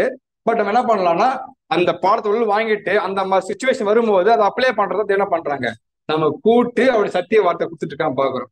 நடைமுறை வாழ்க்கையில நம்ம விட்னஸ் என்ன பண்ணணும், நிரூபிக்கணும். கடைசியா சொல்லும் பொழுது கற்பனையின் பொருள் என்னன்னா சுத்தமான இருதயத்திலும், அதான் பாக்குறோம் நம்முடைய மனசாட்சி, நல் மனசாட்சியில் மாயமற்ற விசுவாசத்தின் பிறக்கும் அன்பே. அந்த அன்பு எங்கதான் உருவாகும்னா தேவன் எதிர்பார்க்கக்கூடிய நல் மனசாட்சி இருக்கு இல்லையா, அந்த மனசால அன்பு உருவாகும். அந்த அன்பு வந்து மனசை மிக்ஸ் ஆயிட்டு இயக்கப்படும் போது ஒரு புது சிருஷ்டி, எது சரி தவறு நீதி கண்டுபிடிச்சு என்ன பண்ணுவாங்க, தேவன் பக்கம் சாய்ந்து போவாங்க. ஒருவேளை கண்டுபிடிக்கலனாக்கா மனுஷனுக்கு மத்தியில் என்ன பண்ணுவாங்க, வெளிச்சத்தை மூடி மறைச்சிட்டு இருளை நிரூபி அவங்க கூட கலந்து காம்ப்ரமைஸ் பண்ணிட்டே இருப்பாங்க. அது எக்லிஷியாவா இருக்கட்டும், ஆபீஸாக வீடா இருக்கட்டும், அவங்க புது சிருஷ்டி மாதிரி தான். புது சிருஷ்டி அல்லன்றதும் கன்ஃபார்ம் பண்ணி வசம் சொல்லுது. அன்பு எங்கதான் உருவாகணும், இப்படிதான் உருவாகும். மாயமற்ற அன்பு பிறக்கணும், நல் மனசாட்சி இருக்கணும். இருந்தா மட்டும் தான் என்ன பண்ண முடியும். நமக்கு உதாரணம் கொடுக்கும் பொழுது ஒரு சகோதரர் இருக்கிறாங்க, அவங்க ஒர்க் பண்ணிட்டு இருந்தாங்க. அவங்களுக்கு ரொம்ப நாளாவே என்ன பிரச்சனைனாக்கா அந்த இடத்துல ஒர்க் பண்றதுக்கு மனசு வரல. ஏன்னா அங்க வந்து அதிகமா பொய் சொல்ல வேண்டியதா இருக்கலாம், அநீதியா இருக்குது, அதே மாரி ரொம்ப நேரத்தை எடுத்துக்கிறாங்க. எதுவுமே அவர்ல சபைக்கால என்ன பண்ண முடியல, இன்வால்மெண்ட் ஆக முடியல. ஒரு பக்கம் அவர் உலகம் இழுத்துட்டே இருக்குது. அவர் என்ன ஸ்டெப் எடுத்தாங்க அப்படின்னு பார்க்கும்போது, ஓகே வருமானம் வருது, நல்ல வேலை தான், அடுத்தது ப்ரொமோஷன் கொடுப்பாங்க, சம்பளம் அதிகரிக்கப்படும், இப்படி போயிட்டு இருக்குன்னா, ஆனாலுமே தேவனுடைய ஊழியத்தை தந்துட்டோம் இல்லையா?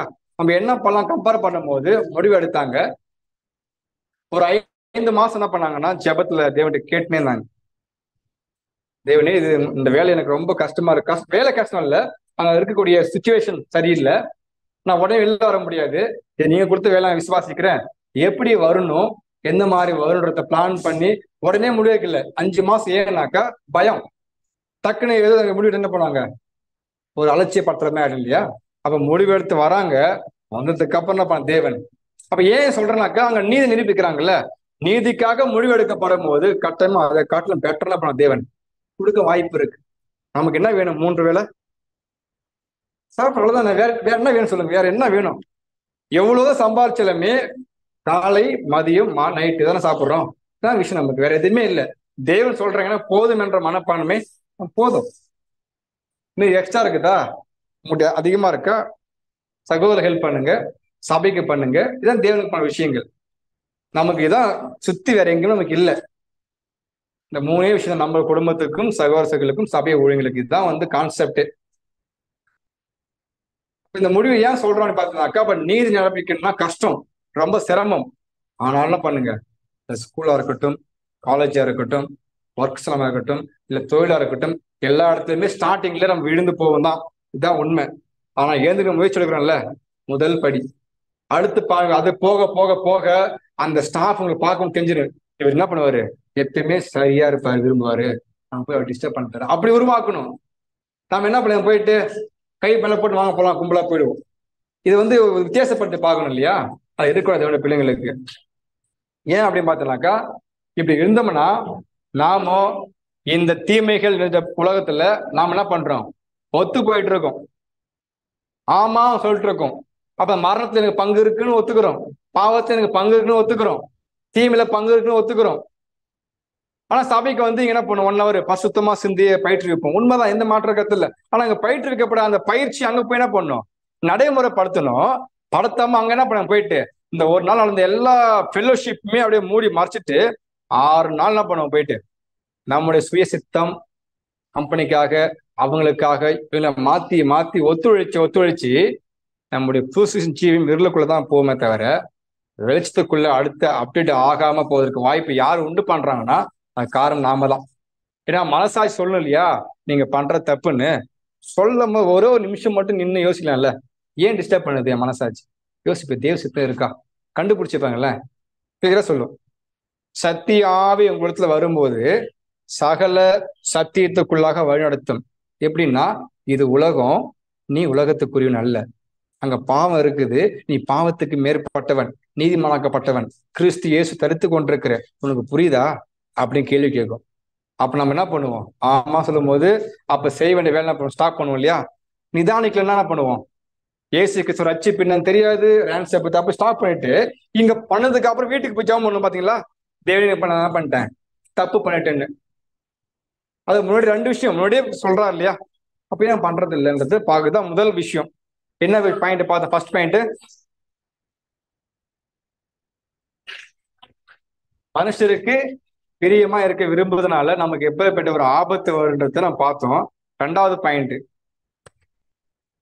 கம்பாரிசன், மற்றவர்களோடு நம்மை ஒப்பிட்டு பார்க்கிறது. இது அடுத்த ஒரு விஷயம். எப்படி பார்க்கும்பொழுது, நான் இன்னொரு சகோதரன் இல்ல சகோதரன் என்ன பண்ண ஒப்பிட்டு பார்ப்பேன். எப்படி பார்ப்பேன் பார்க்கும்போது ஃபர்ஸ்ட் ஒரு கம்பாரிசன் கன்ஃபார்ம் பண்ணிக்கலாம். எப்படின்னா, என்னுடைய கிரியைகள் எப்படி இருக்கு, அவங்களுடைய கிரியைகள் எப்படி இருக்கு, தேவனுடைய ஊழியங்கள் விஷயத்துல கம்பேர் பண்ணி பார்க்கறது. நான் எப்படி கிரியை செஞ்சுட்டு இருக்கேன், சகோதரர் எப்படி கிரியை பண்ணிட்டு இருக்கிறாரு, என்னுடைய ஆவிக்குரிய வளர்ச்சி எப்படி இருக்குது, அவங்க எப்போ வளர்ந்துட்டு இருக்கிறாங்க, ஒப்பிட்டு பார்க்கறது. அடுத்து பார்க்கும்போது ஊழியங்கள், நான் எப்படி ஊழியம் செஞ்சுட்டு இருக்கிறேன், அவர் எப்படி பண்ணிட்டு இருக்கிறாரு. அடுத்து பார்க்கும்போது பலியின் ஜீவியங்கள் எப்படி அவர் எடுத்துட்டு இருக்காரு, வாலண்டரியா வந்து கொடுக்குற தன்மையை புரிஞ்சு கொள்வோம். இதன் அடிப்படையில் நமக்கு என்ன வரும் அப்படின்னு பார்த்தீங்கன்னா, குணாதிசயங்கள், கேரக்டர் டெவலப்மெண்ட். இது எப்படி புரிஞ்சுப்பாங்க அப்படின்னு பாத்தீங்கன்னா, நான் அவங்கள பார்த்து ஒப்பிட்டு பார்ப்பேன். எப்படின்னா, என்னை காட்டில் அவங்க எப்படிதான் இருக்கிறாங்க, ரொம்ப லோவா இருக்கிறாங்க, நான் எப்படி இருக்கிறேன், பெஸ்டா இருக்கிறேன். நமக்குள்ள வந்திருக்கும். நான் பண்ணக்கூடிய ஊழியர்கள் எப்படி இருக்கு தெரியுமா? என்னுடைய கிரியைகள், என்னுடைய ஆவிக்கு வளர்ச்சிகள், சக்தி எனக்கு அந்த அளவுக்கு கொடுத்துருக்கா தேவன். நான் அந்த அளவுக்கு நான் பலியன்சியம் பண்றேன். இப்படி இந்த எண்ணம் எப்படி வரும்னாக்கா, தன்னை முதன்மையா வைத்துட்டு மற்ற சகோதரன் சகோதரிய தாழ்வா கொண்டு போயிடும். கீழானவர்கள் நான் மேன்மையான எண்ணத்தை உண்டாயிடும். இப்படி உண்டாக்கப்படும் போது என்ன ஒரு கேடு உருவாகும் தெரியுமா? இப்படி சிந்திக்கும் போது என்ன உருவாகும்? பெருமை. தேவனுக்கு பிடிக்குமா? நம்ம இந்த வசனம் ரொம்ப டீப்பா யோசிக்கணும். அநேக வசனம் படிப்போம், ஏசு கிறிஸ்து நாமத்தினாலே உங்களுக்கு மன்னிப்பு கொடுக்கப்படும் அப்படி எல்லாம் சொல்லியிருக்கிறாரு. ஆனா இந்த ஒரு வசனம் மட்டும் பாருங்களேன், தேவன் பெருமை உள்ளவர்களுக்கு தேவனை ஆப்போசிட் பண்ற மத்த எல்லா விஷயத்துக்குமே கிருபை கொடுக்குறாரு. இப்ப ஏன் இந்த பெருமைக்கு மட்டும் அவரு ஆப்போசிட் பண்ணணும்? அந்த பெருமைக்கு சிம்பிளா, அந்த பெருமைக்கே ஒரு யாருன்னா தேவன் மட்டும்தான். அது வானசானியா இருக்கட்டும், பூமி எல்லாத்துக்குமே முதன்மையான யாருன்னா நம்ம பிதாவாகிய தேவன். அவருடைய பொசிஷன்ல கை வச்சு என்ன பண்ணுவாரு? அதற்கே ஒரு நாலேஜ் நம்மகிட்ட கிடையாது. நம்ம காலத்தை என்ன படிச்சோம் இல்லையா? ஒரு மன ஆற்றுல புரிந்துவதற்கு என்ன பண்ணுது? மனுஷ மூளை நிலை தடுமாறுகிறது. என்றென்றைக்கும் தோல்வியோட திட்டமிடுற விஷயங்கள் இருக்குது அவர்கிட்ட. அப்பேற்பட்ட மேன்மையான தேவனுக்கே அந்த பொசிஷன் இப்ப நாம போயிட்டு எடுத்துக்க முடியுமா? நாம படைக்கப்பட்டவங்க, அவர் படைச்சவர். இப்ப யாருக்கு மேன்மை உண்டு? அவர் தான் எல்லா துதிகான மகிமை. அந்த துதிகான மகிமை யார் எடுத்து பயன்படுத்த விரும்புறாங்களோ அவங்கள ஆப்போசிட் பண்றாரு. தப்பு அது. சிருஷ்டிக்கு பற்ற வித்தியாசம் இருக்கு இல்லையா? இது ஒரு சிம்பிளா ஒரு விஷயம் பாக்குறோம். அப்ப இந்த விஷயம் ஏன் வருதுனாக்கா, மேன்மை உண்டு பண்றது. அப்படி மேன்மை உண்டு பண்ணும் பொழுது கம்பேர் பண்ணும் போது அவர் என்ன வருது வாய்ப்பு உண்டு தெரியுங்களா? அவருடைய ஆவிக்குரிய ஜீவத்துல நல்லா போயிட்டு இருப்பாரு, அடுத்த ஸ்டெப் வைக்கிறதுக்கு தடுமாடத்துல கொண்டு போயிட்டுரும். ஏன் பார்த்தீங்கன்னா, நான் பரிபூர்ணமானவன், என் சகோதரன் அபூர்ணர். நான் பர்ஃபெக்ட், அவர் இம்பர்ஃபெக்ட். நான் சரியானவன், அவர் எங்க ஒழுங்கற்றவன். நான் சரியா பண்ணிட்டு இருக்கேன். இப்படி என்ன ஒரு டிஃபரெண்ட் உண்டு பண்ணிடும். ஆனா தெளிவா புரிஞ்சுக்கணும், இப்படி உண்டு பண்றதுனால அவர் கீழே கீழே பார்த்து பார்த்து அவர் மேன்மையா நினைச்சிட்டு இவர் என்ன பண்றாரு? கீழே போயிட்டு இருக்காரு. அவருக்கு தெரியாது நம்ம அந்த மனசாட்சி அடிப்பெல்லாம் பண்றோம். ஒப்பிட்டு பார்த்து நாம என்ன பண்ண தேவ கூட அந்த விஷயத்துக்கு கீழே போயிட்டு இருக்கோம். ஒருவேளை அந்த சகோதரன் நான் அபூர்ணர், என் சகோதரன் அபூர்ணர் தான் அப்படின்னு திங்க் பண்ண எப்படி இருக்கும்? ரெண்டு பேருமே அபூர்ணர் தான். பாவம் என்ன பண்ற, தப்புன்ட்டு நான் போய் என்ன பண்ண போறேன்? ஹெல்ப் பண்ண போறேன். அந்த மைண்ட் வரணும். மாறனா போற நான் கரெக்டார கண்ட எண்ணத்தை வச்சுக்கிட்டு அவர் என்ன பண்றாங்க பெருசா பாக்குறது. அது உதாரணம் பார்க்கும் பொழுது கர்த்தர் இயேசு பேசுவாங்க இல்லையா? உங்கள் கண்ணில் இருக்கும் மரத்துண்டனை கவனிக்காது, இந்த ஈஆர்ல போட்டிருக்கேன், உங்கள் சகோதரன் கண்ணில் இருக்கும் தூசியை பார்க்கறது என்ன? ரொம்ப எளிமையா கர்த்தர் இயேசு பேசியிருக்காங்க. நமக்கு மட்டும் இல்ல, யாரு படிச்சாலும் புரிஞ்சுக்கணும். அப்ப யார் பக்கம் என்னவா இருக்கு, எந்த மனப்பான்மை இருக்குன்றத ரொம்ப புரியும் வகையில கர்த்தர் இயேசு பேசியிருக்கிறாங்க. நம்ம பக்கம் அவ்வளவு பெரிய ஒரு பீம் இருக்கும், ஒரு டென்ட்டே போடலாம் போல இருக்கு, அந்த அளவுக்கு இருக்கும். ஆனா மற்றவங்க மற்ற சின்ன தூசி பாருங்க, எந்த அளவுக்கு ஒப்பிட்டு காமிச்ச கர்த்தர் இயேசு புரிஞ்சுக்கிறதுக்காக. அப்ப தேவனுடைய பிள்ளை இந்த பார்வை தேவையா? இந்த வசனம் பரிச்சயமான வசனம், பல முறை படிச்சிருப்போம் இல்லையா? ஆனாலுமே நம்ம மனசுல வரும்போது என்ன பண்றோம்? அதை மிஸ் பண்றோம். ஏன்னா நம்ம எல்லாமே இம்பர்ஃபெக்ட்ன்றத உணர்வு வர்றது கிடையாது.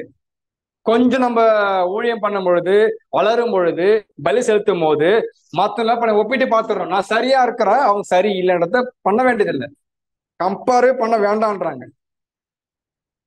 அதுக்கு இன்னொரு விஷயம் பார்க்கும்போது மோசமான ஒரு எடுத்துக்காட்டு வசனம் வாசிக்கலாம் சிஸ்டர். லூக்கா 18:11. போலவும் இராததினால் உம்மை ஸ்தோத்தரிக்கிறேன். பாருங்க அப்போ சிஸ்டர், இந்த சம்பவம் நமக்கு தெரியும் இல்லையா? இந்த பரிசேயன் போயிட்டு தேவன்கிட்ட விண்ணப்பம் பண்ணுவாரு. தேவனே உமக்கு ஸ்தோத்திரம், நான் ரொம்ப நல்லவன், யாரை போல இல்ல, இந்த ஆயக்காரனை போல இல்ல. ஒப்பிட்டு பாக்குறாரு பாருங்க. ஒருவேளை போயிட்டு நீங்க மட்டும் போயிட்டு தேவனே உமக்கு ஸ்தோத்திரம், நான் நல்லவன் சொன்னாங்கன்னா தப்பு பெருசா இருந்திருக்காது. நீங்க ஏன் அவர் உள்ள இட்டு வரீங்க?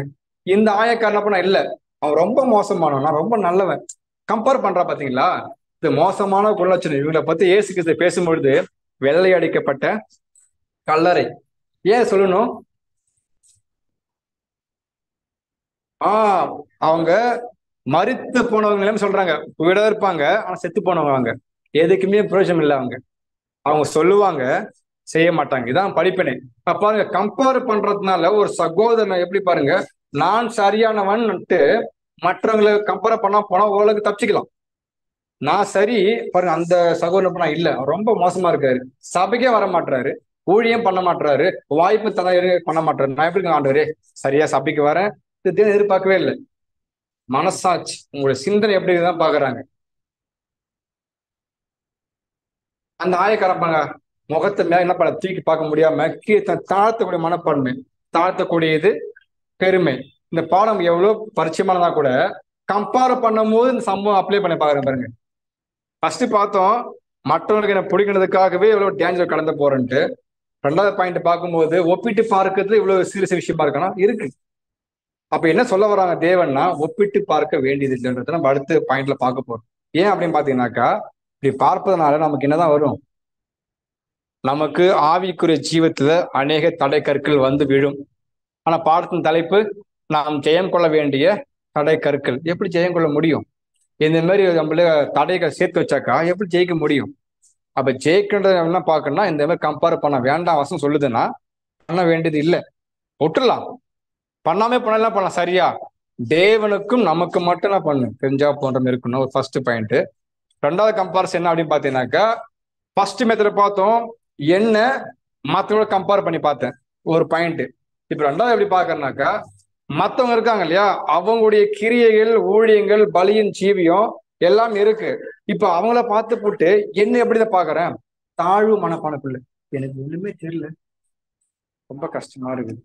சகோதரர் எந்த அளவுக்கு ஊழியம் பண்றாங்க, அவருடைய கிரியில் அதிகமா இருக்குது, பயங்கரமா ஊழியம் பண்றாரு, பலியின் ஜீவன், நம்மளும் ஒண்ணுமே பண்ண முடியலன்ற விஷயம் வருது. இது சரியா தவறா? முதல் விஷயம் பார்த்தோம், நான் தான் மேன்மையாக எல்லாமே தெரியுன்ற அடிப்படையில மற்ற தாழ்த்தி பார்த்தோம், ஃபர்ஸ்ட் பாயிண்ட். ரெண்டாவது பாயிண்ட் பார்க்கும்போது மத்த எல்லாம் சூப்பரா பண்றாங்க, தெளிவா இருக்காங்க, நம்மள பண்ண முடியல, நம்ம ஏன் நம்மள அதுக்கு தகுதி இல்லை, நான் எல்லாம் வேஸ்ட் படுது அப்படின்னு ஒதுங்குறாங்க. பாத்தீங்களா? இது சரியான மனப்பான்மையா? சரியானதா? சரியில்லையான்னு தெரியுங்களா? தேவன் அவங்களுக்குன்னு விசேஷமா கொடுத்த கிருபை என்ன பண்றாங்க, மூடி மறைச்சிட்டு இருக்கிறாரு. அவரு அழைக்கப்பட்ட எல்லாருக்கும் என்ன கொடுக்கப்படுது, தாழ்ந்து கொடுக்கப்படுது. அந்த தாழ்ந்து வாங்கி பயன்படுத்தாம ஊழியத்துக்கு நீங்க என்ன பண்ணாங்க, பயன்படுத்தாம மூடி மறைச்சு வச்சுக்கிட்டு அவங்களையே பார்த்துட்டு இருக்குது. அவங்க பண்ணிப்பாங்க, அவரு ப்ரே பண்ணிப்பாரு, அவரு வாசிப்பாரு, அவரு பண்ணிப்பாரு, நம்ம என்ன பண்ண, நமக்கு அதான் தெரியாது பிரதர், எனக்கு தகுதி இல்லை, அப்படி தண்ணி நம்ம தாழ்மனை கொண்டு போகுது, மிகப்பெரிய டேஞ்சர்ன்றது அது. ஏன் தெரியுங்களா? தேவன் ஒவ்வொருத்தையும் அழைத்து அவனுக்கு பிரயோஜனத்துக்கு என்ன பண்றாரு, வரங்களையும் தாழ்ந்து கொடுக்குறாரு. எல்லாவற்றையும் வாங்கி வச்சுக்கிட்டு பயன்படுத்துறானே இல்லாம முன்னேற்றம் அடையாம மூடி மாசன பண்ணிட்டீங்க, வச்சு போட்டு மத்தெல்லாம் பார்த்துட்டு அவங்க சூப்பரா ஊழியம் பண்றாங்க, கிரியம் செய்யறாங்க, பலியம் பண்றாங்க. கம்பேர் பண்ணி மிகப்பெரிய ஆபத்து. ஃபர்ஸ்ட் பாயிண்ட் ரொம்ப ரேர்ன்றாரு. ஏன்னா யார் பண்ண மாட்டாங்கன்னா, சத்தியத்துல தெளிவாக கூடியவங்க கட்டாயம் பண்ண மாட்டாங்க, ஒப்பிட்டு பார்க்க மாட்டாங்க. நான் மேன்மையானவன், அவன் சரின்னு.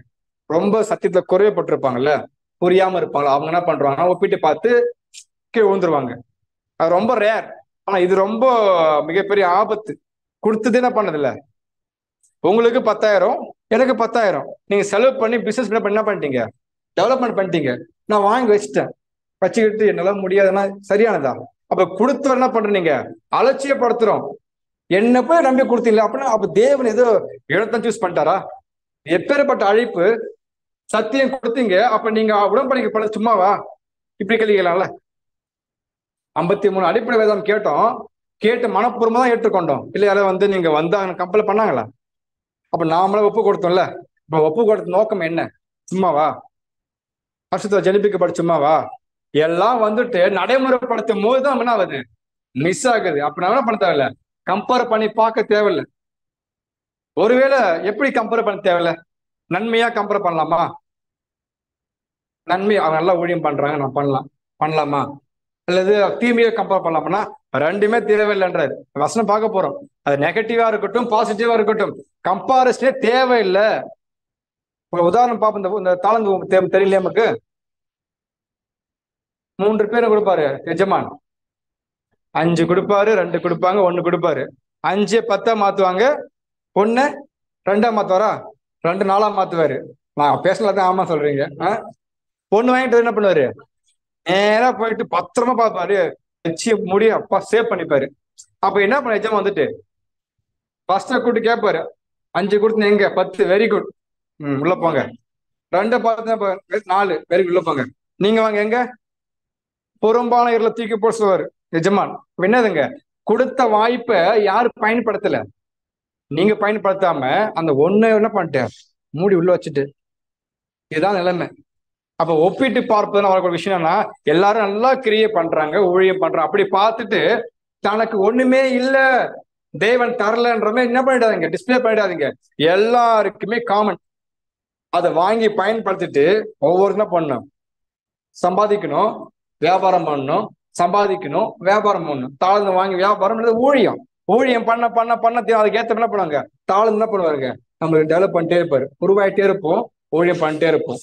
இது எதுவுமே பண்ணாம அவங்கள பார்த்து போட்டு நீ கஷ்டத்தினாக்கா யாரு போயிடுவா?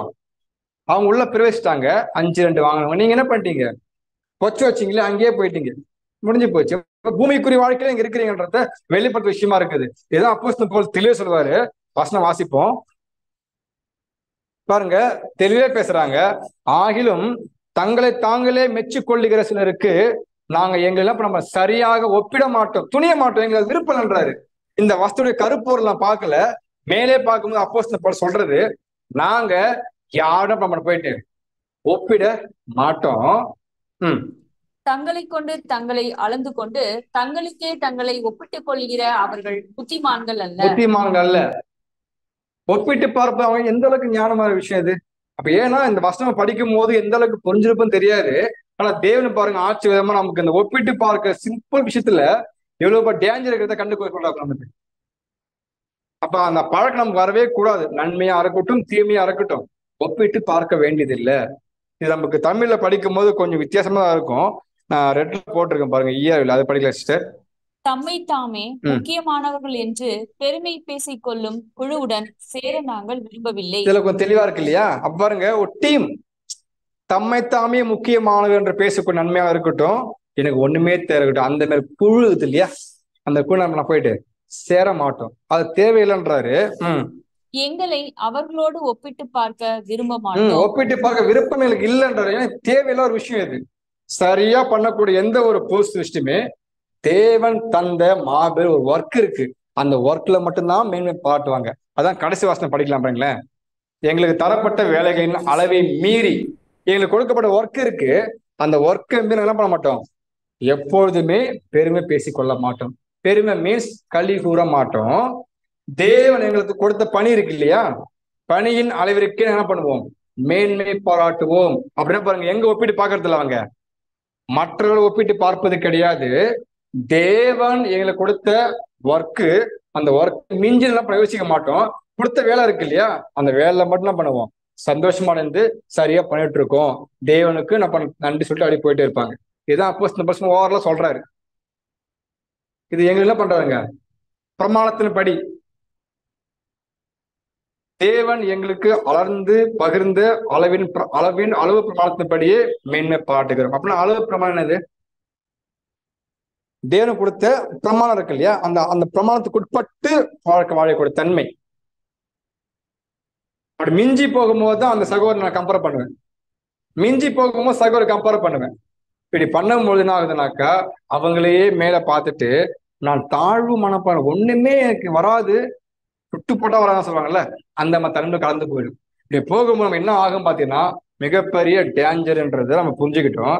அதுக்கு இன்னொரு வசனம் கூட போற அப்போஸ்தலன் பவுல் என்ன அப்படின்னு பாத்தீங்கன்னா, வாசிக்கலாம் சிஸ்டர். 1 கொரிந்தியர் 12ஆம் அதிகாரம் வசனம் 4 முதல். வரங்களில் வித்தியாசங்கள் உண்டு, ஆவியானவர் ஒருவரே. ஊழியங்களிலேயும் வித்தியாசங்கள் உண்டு, கர்த்தர் ஒருவரே. கிரியைகளிலேயும் வித்தியாசங்கள் உண்டு, எல்லோருக்குள்ளும் எல்லாவற்றையும் நடப்பிக்கிற தேவன் ஒருவரே. ஆவியினுடைய அனுக்கிரகம் அவனுடைய பிரயோஜனத்திற்கென்று அழிக்கப்பட்டிருக்கிறது. பாருங்க, நம்ம 2வது பாயிண்ட் பார்த்துட்டு இருக்கோம், ஒப்பிட்டு பார்த்தல், கம்பாரிசன். இதுல அப்போஸ்தலன் பவுல் சொல்ற அந்த வசனம் பாருங்க, 2ஆ பிரிக்கலாம். என்ன அப்படின்னு பார்த்தோன்னா, வித்தியாசங்கள் பற்றி பேசுறாங்க. 2 வித்தியாசம் இருக்குது.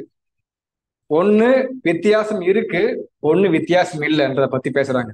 யாருக்கு வித்தியாசம் இருக்கு, யாருக்கு வித்தியாசம் இல்லை?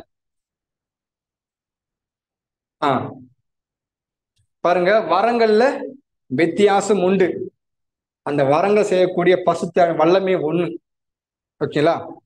ஊழியங்கள்ல வித்தியாசம் உண்டு, நடுப்பேர் கர்த்தர் அவர் வித்தியாசம் கிடையாது, புரியுங்களா? ஊழியங்கள வித்தியாசம் இருக்கு, எல்லாருக்குள்ளும் கிரி நடப்பிக்கிற தேவன் ஒருத்தர், வித்தியாசம் கிடையாது. ஆனா கிரியைகள் அநேகம். பாத்தீங்களா? அப்ப பாருங்க, வரங்கள் வித்தியாசம் இருக்குது, ஊழியங்கள் வித்தியாசம் இருக்குது, கிரிகள் வித்தியாசம் இருக்குது. இங்க உட்காந்துட்டு எல்லாருமே ஒவ்வொரு தாளந்துகள், வரங்கள், கிரியில பண்ணக்கூடியவங்க. நான் பண்றமா நீங்க பண்ண முடியாது, நீங்க பண்ண முடியாது. இப்ப எல்லாருக்குமே ஒரு விஷயம் இருக்கிறத பாக்குறோம். 1,44,000 பேர் எல்லாருமே தனித்தனி வேலை பண்ணக்கூடியவங்க, எல்லாருக்கும் ஒரே ஒர்க் கொடுக்கப்படல. அப்படி இருக்கும்போது கம்பேர் பண்ண சரியா இருக்குமா? கம்பேரே பண்ணக்கூடாது. நன்மையா இருக்கட்டும், தீமையா இருக்கட்டும், தேவன் பகிர்ந்து கொடுத்த அளவின்படியே அவங்க தாழ்ந்து பெற்றிருக்கிறாங்க. அந்த தாழ்ந்துக்குரிய கனியை மட்டும் காமிக்கணும். உங்களோட வேலை அதுதான். நீங்க என்ன பண்ணுங்க, நீங்க அதை பண்ணுங்க. இல்ல என்பதை எல்லாம் ஒண்ணுதான் சொல்ல முடியுமா? வாய்ப்பு இல்லை. பாருங்க, வசனம் தெளிவா இருக்கு பாருங்க. கிரியைகள்ல வித்தியாசம் இருக்கு. அப்புறம் 1,44,000 பேர்னா 1,44,000 கிரியைகள் காணப்படணும். 1,00,000 வரங்கள் இருக்குது. இப்ப அப்போஸ்தலன் பவுல் கூட வரம் இருக்கு இல்லையா? நமக்கு அது இருக்கா? அப்ப ஏன் தேவன் பிரிச்சு பாஸ்தரா? அப்ப தேவைப்பட்டுச்சு ஆதிகால சபையில, அப்ப கொடுக்கப்பட்டுச்சு. நமக்கு இப்போ அந்த வரம் இருக்குது. எப்படின்னா ஆவிக்குரிய கனிகளா மாற்றி அமைத்து நடைமுறைப்படுத்தணும். அவங்க கையை வச்சா பரிசுத்தம் கிடைக்கும். நாம அப்படி பண்ண வேண்டிய அவசியம் இல்லை. அந்த வரம் வேற மாதிரி நமக்கு கொடுக்கப்பட்டிருக்கு. வாலி மஞ்சள்ல படிப்பு நாம 7 கால சபைக்கும் வரங்கள் உண்டு. ஆனா வித்தியாசம் இருக்கு, கிரிகள் இருக்கு, வித்தியாசம் இருக்குது. அப்ப இவங்கள மாதிரி நம்ம பணத்தை என்ன பண்ண தேவையில்ல. கம்பேர் பண்ணி பார்த்துட்டு நம்ம என்ன பண்ண வேண்டியதுன்னா, அந்த ஆவிக்குரிய ஜீவத்துல மேற் போகாதபடிக்கு தடைக்கெல்லாம் சேர்த்து வைக்க வேண்டிய அவசியம் இல்லை. வசம் சொல்லுதுனாக்கா தெளிவா இருக்கணும். அப்போ திரும்ப சொல்றா இல்லையா, நாங்க என்ன பண்ண மாட்டோம், அந்த குழுவோட சேர மாட்டோம், விரும்ப மாட்டோம், ஒப்பிட்டு பார்க்க துணிய மாட்டோம். தேவையில்லை. நன்மையா இருக்க தீமையா இருக்கட்டும், எனக்கு கொடுக்கப்பட்ட தாழ்ந்து என்ன, கிரி என்ன, வரம் என்ன, அதை கண்டுபிடிச்சு அதை நம்ம செய்வோம். என்ன மாதிரி செய்ய வேண்டிய அவசியம் இல்லை, அவங்கள செய்ய வேண்டிய அவசியம் இல்லைன்னு தான் பார்த்துருக்கோம். இதான் 2வது கம்பாரிசன். 3வது பாக்குறோம் என்ன அப்படின்னு பாத்தீங்கன்னாக்கா, இது நம்ம எப்படி புரிஞ்சாலும் வச்சுங்களா.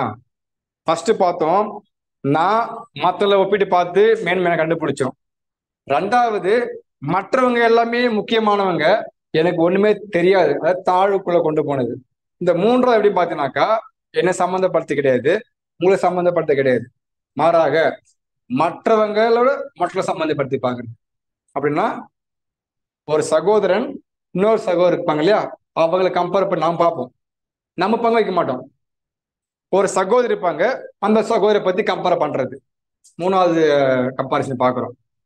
அப்ப கருத்து பரிமாற்றம், அவங்கள பத்தி பேசலாம், இவங்களை பத்தி சொல்லலாம், இவரு இப்படி இருக்கிறாரு, அவர் இப்படி இருப்பாரு, அப்படி பேசுற விஷயங்கள் நம்ம எப்படி ஆரம்பிக்கலாம். உதாரணம் கொடுக்கும் பொழுது, ஸ்கூல்ல பெற்றோர் இருப்பாங்க இல்லையா, குழந்தை படிக்க வைப்பாங்க இல்லையா, எப்படி பண்ணுவாங்க பாத்தீங்கன்னா, இயல்போவா அந்த ஸ்கூல்ல படிக்க ஸ்டூடெண்ட் இருப்பாங்க, எக்ஸாம் ரிசல்ட் வந்திருக்கும், அப்பா அம்மா பேசுவாங்க, அந்த பையன் மேத்தமெட்டிக்ஸ் சென்டம் வாங்கிட்டான், நீ ஏன் ஒன்றும் வாங்காம விட்ட. இது எது அடையப்படுத்துன்னா, அந்த பையனோட நம்ம பையனை கம்பேர் பண்றது, அதர்ஸ் டு கம்பேரிசன். 2 பேருக்கு நம்மள கம்பேர் பண்ணல. பக்கத்து வீட்டு பையன் சென்டம் வாங்கிட்டாரு, நீங்க வாங்கிக்கலாமே. ஃபர்ஸ்ட் ரேங்க் எடுத்துட்டாரு, நீங்க வாங்கிட்டாரு, எடுத்துக்கலாமே. இது ஏன் கம்பேர் பண்ணக்கூட சொல்றாங்கன்னா, அது தேவனுடைய மிகப்பெரிய வெரைட்டி. ரொம்ப அருமையா சொல்லியிருக்கிறாங்க. உலகத்தை எடுத்து பாருங்க, தேவனுடைய சர்வ ஞானம் எப்படி இருக்குனாக்கா, ஒரு படைப்ப மாதிரி படைப்பு இருக்காப்பா கண்டுபிடிக்க முடியுமா? அவ்வளவு வெரைட்டி இருக்குது. தேவனே மனுஷன் அப்படித்தான் படைச்சிருக்கிறத தவிர நாம ஏன் அப்படி சிந்திக்கணும்? கம்பேர் ஏன் பண்றீங்க? ஒரு வேப்ப மரம் இருக்குன்னா, அந்த வேப்ப மரம் மாரி இன்னொரு மரத்தை உண்டாக்க முடியுமா யாரால? அந்த வேப்ப மரம் தான் பல விதமான வெரைட்டிஸ் இருக்கு, படிச்சிருக்காங்க. சர்வ ஞானமுள்ள தேவன் சிருஷ்டிப்பே அப்படிதான் இருக்கும் பொழுது நாம ஏன் கம்பேர் பண்ணணும்? ஒருவேளை உங்க மகனுக்கு ஸ்போர்ட்ஸ்ல நல்லா தாழ்ந்து இருக்கலாம், நீங்க அவனை போயிட்டு மேத்தமெட்டிக்ஸ்ல போயிட்டு படி சொல்லிட்டு அபாகஸ் படி, அதை படி, இதை படி டிஸ்டர்ப் பண்றோம் வச்சுங்களா, எல்லா கிளாஸும் அட்டன் பண்ண அனுப்புறோம், அவனுக்கே வெறுப்பு வரும். இது தாயா என்னை எப்படி கொடுமைப்படுத்துறாங்களே, எப்படி வருது அவனுக்கு தெரியுது. ஏன்னா யோசிச்சு பாருங்களேன், ஒருவேளை படிப்பு ரொம்ப முக்கியமானது, ஸ்கூலுக்கு போகட்டும், பட் அந்த படிப்புல படிச்சுட்டு அவனை எதை நோக்கி போறான் இருக்கு இல்லையா. நீங்க எவ்வளவு பார்க்க ஸ்போர்ட்ஸ்ல ஜெயம் பெற்று இருக்கிறாங்க இல்லையா, அவனை படிக்க மாட்டாங்க, படிச்சாங்க. உதாரணத்துக்கு உங்க பையனை மேத்தமெட்டிக்ஸ் இயல்பா வராது, அவனுக்கு சுட்டு போட்டல மேக்ஸ் வராது, அவனை போய் மேக்ஸ் படினாக்கா எப்படி படிப்பான்?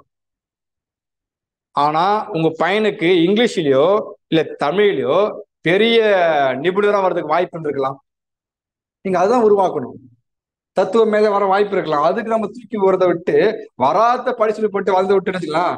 ஏன்னா கம்பேர் பண்ண போயிட்டு மத்தவங்க படிக்கிறான்னு சொல்லிட்டு கம்பேர் பண்ண புள்ளியை தாழ்த்தி தாழ்த்தி தான் பண்ணக்கூடாது. அவன் போற விஷயத்துல போக கூட தத்துட்டு லாஸ்ட்ல அவருக்கு கஷ்டம். இப்ப ஏன் சொல்றாங்க அப்படின்னு பார்த்த அந்த விஷயம் உதாரணம். இப்ப தேவனுடைய படைப்பே அப்படி இருக்கும் பொழுது நாம என்ன பண்ணிடக்கூடாது? கம்பேர் பண்ணி பாக்குறதுனால எவ்வளவு பெரிய பிரச்சனை பாத்தீங்களா? தாம் புள்ள யாரோ எடுத்த மேக்ஸை வச்சுட்டு நியூஸ் பேப்பர் பார்த்துட்டு அவன் படிச்சா படிக்கட்டும், அவன் வந்துச்சு, நமக்கு புள்ள வரல, என்ன வரும்னு கண்டுபிடிக்கணும்ல. அதெல்லாம் உண்மையான ஆவிக்குரிய பெற்றோர்கள். இப்ப ஏன்னா கண்டுபிடிக்கணும், தப்பு கிடையாது, படிக்கிறது ரொம்ப நல்ல விஷயம். ஆனா தான் பிள்ளைக்கு என்ன வரும்ன்றத கொடுக்கணும். அதே மாதிரி தேவன் ஆவிக்குரிய ஜீவத்தில் இருக்கிற எல்லா சகோதரருக்கும் கொடுத்திருக்கிறாங்க. ஒரே தேவன், வித்தியாசம் இருக்கா? ஒரே கர்த்தர், வித்தியாசம் இருக்குங்களா? ஒரே ஆவி, ஆவியானவரா? ஆவி, பாத்தீங்களா? அதுல எந்த வித்தியாசம் இல்லை. ஆனா தேவனுக்கு இருந்து பெற்றுக்கொள்ள அந்த ஆவின் வல்லமை இருக்கு இல்லையா, அது மூலமானக்கூடிய வரங்கள் இருக்கு இல்லையா, அதுல வித்தியாசம் இருக்கு. இப்ப சபைக்குள்ள இப்ப அடுத்த பாயிண்ட் இப்ப பார்த்தோம்ல, ஸ்கூல் விஷயங்கள். அதை ஏன் பார்த்தோம்னா இதுக்காக தான் பார்த்தோம். சபைக்குள்ள சகோதரன் சகோதரி இருப்பாங்க.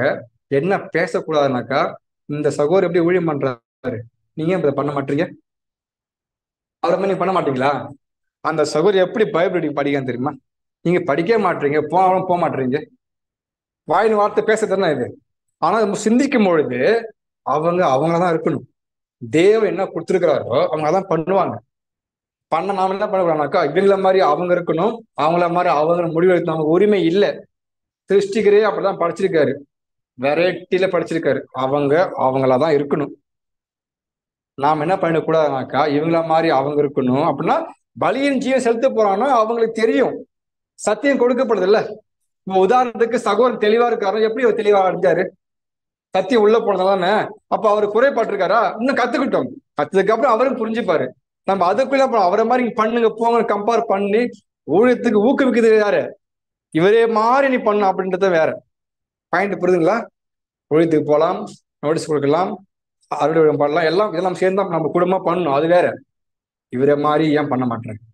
அவர் காலை 6 மணிக்கு எழுந்தெல்லாம் பண்றாரு, நீ பண்ணல. இப்படி கம்பேர் பண்றதுதான் வரக்கூடிய விளைவுகள் என்னன்றதான் கண்டுபிடிக்கிறோம். இது எப்படி ஆவியை குறிச்சு தடை வரும்? இப்ப தேவன் ஒருத்தர் என்ன கொடுத்துருக்கோ அதை அவங்க பண்ண விடணும், அதான் எதிர்பார்க்கறாங்க. ஆனா தேவன் வித்தியாசம் கிடையாது, கர்த்தர் இயேசு வித்தியாசம் கிடையாது. ஆனா ஊழியங்கள்ல பல வித்தியாசம் இருக்குது. எல்லாவற்றும் பண்ணா மட்டும்தான் சரியான மனப்பான்மை பிறக்கும், அதான் நல் மனசாட்சியும் பார்க்கிறோம். அப்ப எப்படி இடம் கொடுக்கும்? நாமோ எல்லாருமே எப்படி இருக்குதுங்களா, உடன்படிக்கை பண்ணவங்க தான். ஆனா நம்ம என்ன பண்ணிடுறோம்னாக்கா, தவறான ஊக்கத்தை கொடுத்துட்றோம். பிரதர் மாதிரி நீங்க பண்ணுங்க, அவரை மாதிரி பண்ணுங்க சொல்லிட்டு ஒரு தவறான வழியிடத்துல கொடுத்துட வேண்டாம்னு சொல்றாங்க. அது என்ன உண்டு பண்ணணும்னாக்கா, தவறான வழியில கொண்டு விட்டுறவங்கள. ஏன் பார்த்தோம்னா, நம்முடைய தேவன் எல்லாரையும் முற்றிலுமாக வித்தியாசமாக என்ன பண்ணிருக்காரு, படைச்சிருக்கிறாரு. ஆனா எப்படி படைக்கல தெரியுமா? பரிபூர்ணமா படைக்கல யாருமே, அதான் விஷயம். அப்ப என்ன புரிஞ்சுக்கலாம், எல்லாரும் வித்தியாசமா படைக்கப்பட்டவர். நம்மள என்ன போல யாரும் இருக்காங்களா பெங்களூர்ல, ஒசூர்ல பாத்துருக்கீங்களா? என்ன மாதிரி யாரை பாத்துக்கலாம் ஒசூர்ல? உலகத்துல பேசுவாங்க, ஒருத்தல மாதிரியே என்ன பண்ணுங்க 7 பேர். இதெல்லாம் என்ன கதை இது சொல்லுங்க? எப்படி தேவன் ஏன்னா அப்படி படிச்சிருந்தாருன்னா தேவன் ஞானம் கம்மி என்று அடையப்படுத்தும். சர்வ ஞானம் உள்ளவர் ஒரே ஆள்னா அவங்கள மாதிரி இருக்கணும். வெரைட்டி எவ்வளவு மக்கள் பாருங்க, ஆதியாகமத்துல படிச்சு பார்த்தா அவ்வளவு மக்கள் இறந்துருப்பாங்கல்ல, எல்லாரும் எழுப்ப போறாருல, இதுதான் வல்லமை. அப்படி இருக்கும் நம்ம ஏன் கம்பேர் பண்ணணும்? எல்லாருமே வித்தியாசமா படைக்கப்பட்டதாலுமே யாரும் அபூர்ணர் இல்லை, பூர்ணர் இல்லை கன்ஃபார்ம் பண்ணிக்கணும். ஒருவேளை நாம யாருமே பர்ஃபெக்ட் இல்லை கண்டுபிடிச்சிட்டா அப்ப நம்ம யாரு? பர்ஃபெக்ட் இல்லாம யார்? அப்போ பரிபூர்ணம் நம்ம இல்லைனாக்க வேற யாரு? அபூர்ணன்ற வார்த்தை வரலையே உங்களுக்கு? தேவன் நம்ம வித்தியாசம் படிச்சிருக்கிறாங்க, ஆணும் பெண்ணுமா படிச்சிருக்காங்க, எல்லாமே ஓகே. பட் நம்ம யாருமே பரிபூர்ணம் படைக்கப்படல, கர்த்தர் இயேசுவை தவிர, ஆதாம தவிர, இல்லைங்களா? அப்ப நம்மளாம் யார்? விழுந்து போன மனக்குளத்துல பிறந்த அபூர்ணர்கள். தாவீது பேசுவார் இல்லையா, இதோ என் தாய் என்னை துர்க்குணத்துலதான் நான் உருவானேன். நம்ம உருவாக்குறது என்னங்க? துர்க்குணத்துல தான் உருவாக்கப்படுறோம். பிறக்கிறது பாவத்திலாம் பிறக்கிறோம். அப்ப நம்மளுடைய வாழ்க்கை அப்படி இருக்குது. அப்படின்னு என்னன்னா, நம்ம யாருமே பரிபூர்ணர் இல்லைன்றதை யாரு கண்டுபிடிக்கிறாங்களோ, கண்டுபிடிச்சு எல்லா சகோதரனும் சகோதரன் யாரும் ஒப்பிட்டு பார்க்க மாட்டாங்க. ஏன்? அவர் அபூர்ணர், நான் ஒரு அபூர்ணர், அவர்கிட்ட பார்த்து நான் கத்துக்க போறேன். இப்ப பாயிண்ட் புரியுதுங்களா? அவர் அபூர்ணர், அவர்கிட்ட என்ன கத்துக்க போறேன்? அபூர்ணம் தான் கத்துக்க முடியும். நான் அபூர்ணம், அப்படி யார்கிட்ட நம்ம கத்துக்கணும்? போயிட்டு நம்ம கம்யூனிகேஷன் எங்க இருக்கணும்? பரிபூர்ணமான சர்வவல்லமுள்ள தேவனுக்கிட்டையும் இந்த பூமி ஜெயித்து போன கர்த்தர் இயேசு கிறிஸ்து மாத்திரமே நம்மளோட தொடர்பு இருக்கிறோமே தவிர, சகோதர ஐக்கியம் வேறு. நம்ம சேர்ந்து ஊழியம் பண்ணதும் ஸ்டடி பண்ணதும் வேற, வளர்ச்சி அடைவது இருக்கு. கம்பாரிசன் வேறு. நன்மையாக ஒப்பிட்டு பார்ப்போம், தீமையாக ஒப்பிட்டு பார்ப்போம். ரெண்டுமே தேவையில்லை. நெகட்டிவோ பாசிட்டிவோ கம்பாரிசன் பண்ண தேவையில்லை. ஏன்னா நான் சொல்ல, வசனம் சொல்றது பார்த்தோம். அப்போஸ்தலன் பவுல் சொல்றாங்க, எங்களுக்கு விருப்பமே என்றாரு. நாங்க துணிய மாட்டோம். தேவன் பயப்படுற நாங்க எப்படி துணிஞ்சு பண்ணுவோம்? போயிட்டு ஒப்பிட்டு பார்த்து அவங்க மெச்சு கொள்ற ஆட்கள், எனக்கு ஒண்ணுமே தெரியல, உங்க எல்லாமே தெரியும் பேசுற ஆட்கள், அவங்கள்ட்ட போய் என்ன பண்ண போறது இல்ல. எங்களுக்கு விருப்பம் சொல்லும் பொழுது நம்ம எடுத்துக்கலாம்ல. ஆரோக்கியமே இருந்தாலும் நம்ம என்ன பண்ணலாம்? எடுத்துக்கொள்ளலாம். எடுத்துக்கொள்ளலாம் மட்டும்தான் நம்ம என்ன பண்ண முடியும்னாக்கா, யாரையுமே கம்பேர் பண்ணி பார்க்கறது தான் வரக்கூடிய ஆவிக்குரிய ஜீவத்துல தடை என்ன பண்ண முடியும்? ஜெயிக்க முடியும். ஜெயிக்க முடியுமா? 2 பாயிண்ட் பார்த்தோம், 3 பாயிண்ட் பாத்தீங்களா? 2வது பாயிண்ட்ல 3 பாயிண்ட் பார்த்தோம். ஃபர்ஸ்ட் பாயிண்ட் என்ன பார்த்தோம்னா, நம்மை மற்றவர்கள் ஒப்பிட்டு பார்க்கிறது. அப்படி பார்க்கும்பொழுது அவங்க கீழானவங்க, நான் மேன்மையானவன் ஒப்பிட்டு பார்த்து தான் பண்ணோம். அப்புறம் நான் பர்ஃபெக்ட், அவங்க இம்பர்ஃபெக்ட் கம்பேர் பண்ணோம். அது தவறான விஷயம் பார்க்குறோம். 2வது பாயிண்ட் பார்க்கும் பொழுது, மற்றவங்க சரியான ஒரு ஊழியம் பண்றாங்க, எனக்கு ஒண்ணுமே தெரியல, தன்னை தாழ்வுக்குள்ள கொண்டு போகுது. தெரிஞ்சும் தெரியாம என்ன பண்றாங்க? மண்ணில் போட்டு புதைக்கிற விஷயமா இருக்குது.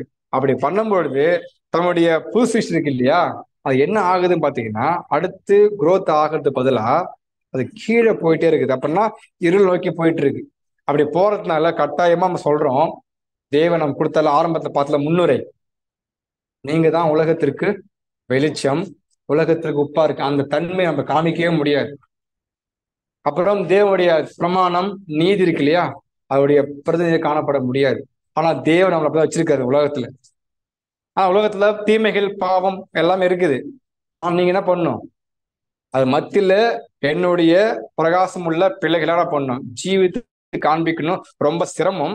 ஆனாலும் தேவன் என்ன பண்ண நமக்கு கட்டாயமாக சப்போர்ட் பண்றதா பாக்குறோம். இதான் நம்ம இன்னைக்கு பார்க்கக்கூடிய பாடத்தினுடைய விஷயங்கள். அப்ப ஃபர்ஸ்ட் பார்த்தோம், மனுஷருக்கு பிரியமாக விரும்புறது. நம்ம நினைச்சிருக்கலாம், அது நம்ம தெரியாம இருக்கலாம். நாமளும் பாடம் கேட்கப்படும் பொழுது படிக்கும் போது தெரியாது. இப்ப மத்தவங்களுக்கு நல்லா எனக்கு பிடிக்கின்றதுக்காக தப்பா அவன் பார்க்கும்போது தான் தெரியுது. அது எங்க போகுதுங்க? தேவ உடன்படிக்கையே மீறி வெளில வர மாதிரி இருக்குது. கிறிஸ்துவ சரீரத்தை விட்டு என்ன பண்ணுது? வெளில அனுப்புற மாதிரி இருக்குது. ஏன் பார்த்தீங்கன்னாக்கா, நம்ம தீமையை அனுமதிக்கிறோம் இல்லையா? தீமையை அனுமதிக்கிறதுனால நன்மைகள் பிறக்கிறது இல்லை, நன்மைகள் மூடி மறைக்கப்படுது. இப்படி வரத்துனால என்ன பண்ணிருந்தாக்கா, நமக்குள்ள அதிகமா கொழுந்து விட்டு எரிஞ்சு ஆவி என்ன பண்றோம்? அவித்து போட்டுறோம், அனைத்து போடுறது. மனுஷனுக்கு பிரியமா இருக்க விரும்ப வேண்டியது காட்டிலும் பார்வைக்கு ஊழியம் செய்யாமல் தேவனுக்கு கிறிஸ்தியஸ் மூலம் என்ன பண்ணலாம்? மனப்பூர்வமாக என்ன பண்ணலாம்? தேவ சித்து செய்யறதுக்கு என்ன பண்ணணும்? நாடு நோட்டத்தை பாக்குறோம். கடைசி டோட்டலா முடிக்கும் போது கம்பேர் பண்ண தேவையில்லை. நன்மையாக தீமையா இருக்கட்டும், மற்றவங்க பார்க்க விரும்ப தேவையில்லை. ஏன்னா நம்ம ஆவிக்குரிய ஜீவத்துல இடுக்கமான பாதை போயிட்டு இருக்கும். நமக்கு தடைகள் கட்டாயம் உண்டு. ஆனா அதை எப்படி ஜெயிக்கணுன்றத நம்ம என்ன பண்றோம்? ஒரு 2 பாயிண்ட்ல பார்த்தோம். இது மொத்தம் ஒரு 6 பாயிண்ட் இருக்கும். ஸோ 6 பாயிண்ட் நம்ம எடுக்கல, ஏன்னா 6 பாயிண்ட் தான் 2 மணி நேரம் கலந்து போகிறதுனால 2 பாயிண்ட் போதுமான என்ன பண்ணிட்டோம், எடுத்துட்டோம். அடுத்து என்ன பார்த்தோம்னா, தீமை பேசுதல், வதந்திகள். அடுத்து எக்ஸ்கியூஸ், சாக்கு போக சொல்லுவாங்க இல்லையா, இதெல்லாம் பாயிண்ட்ஸ் நமக்கு தெரியும்ன்றதெல்லாம் முட்டாச்சு. 2 பாயிண்ட் தான் முக்கியமான நமக்கு இருக்குது. கம்பேர் பண்ண தேவையில்லை. கம்பாரிசன் 3 பாயிண்ட் பார்த்துட்டோம்.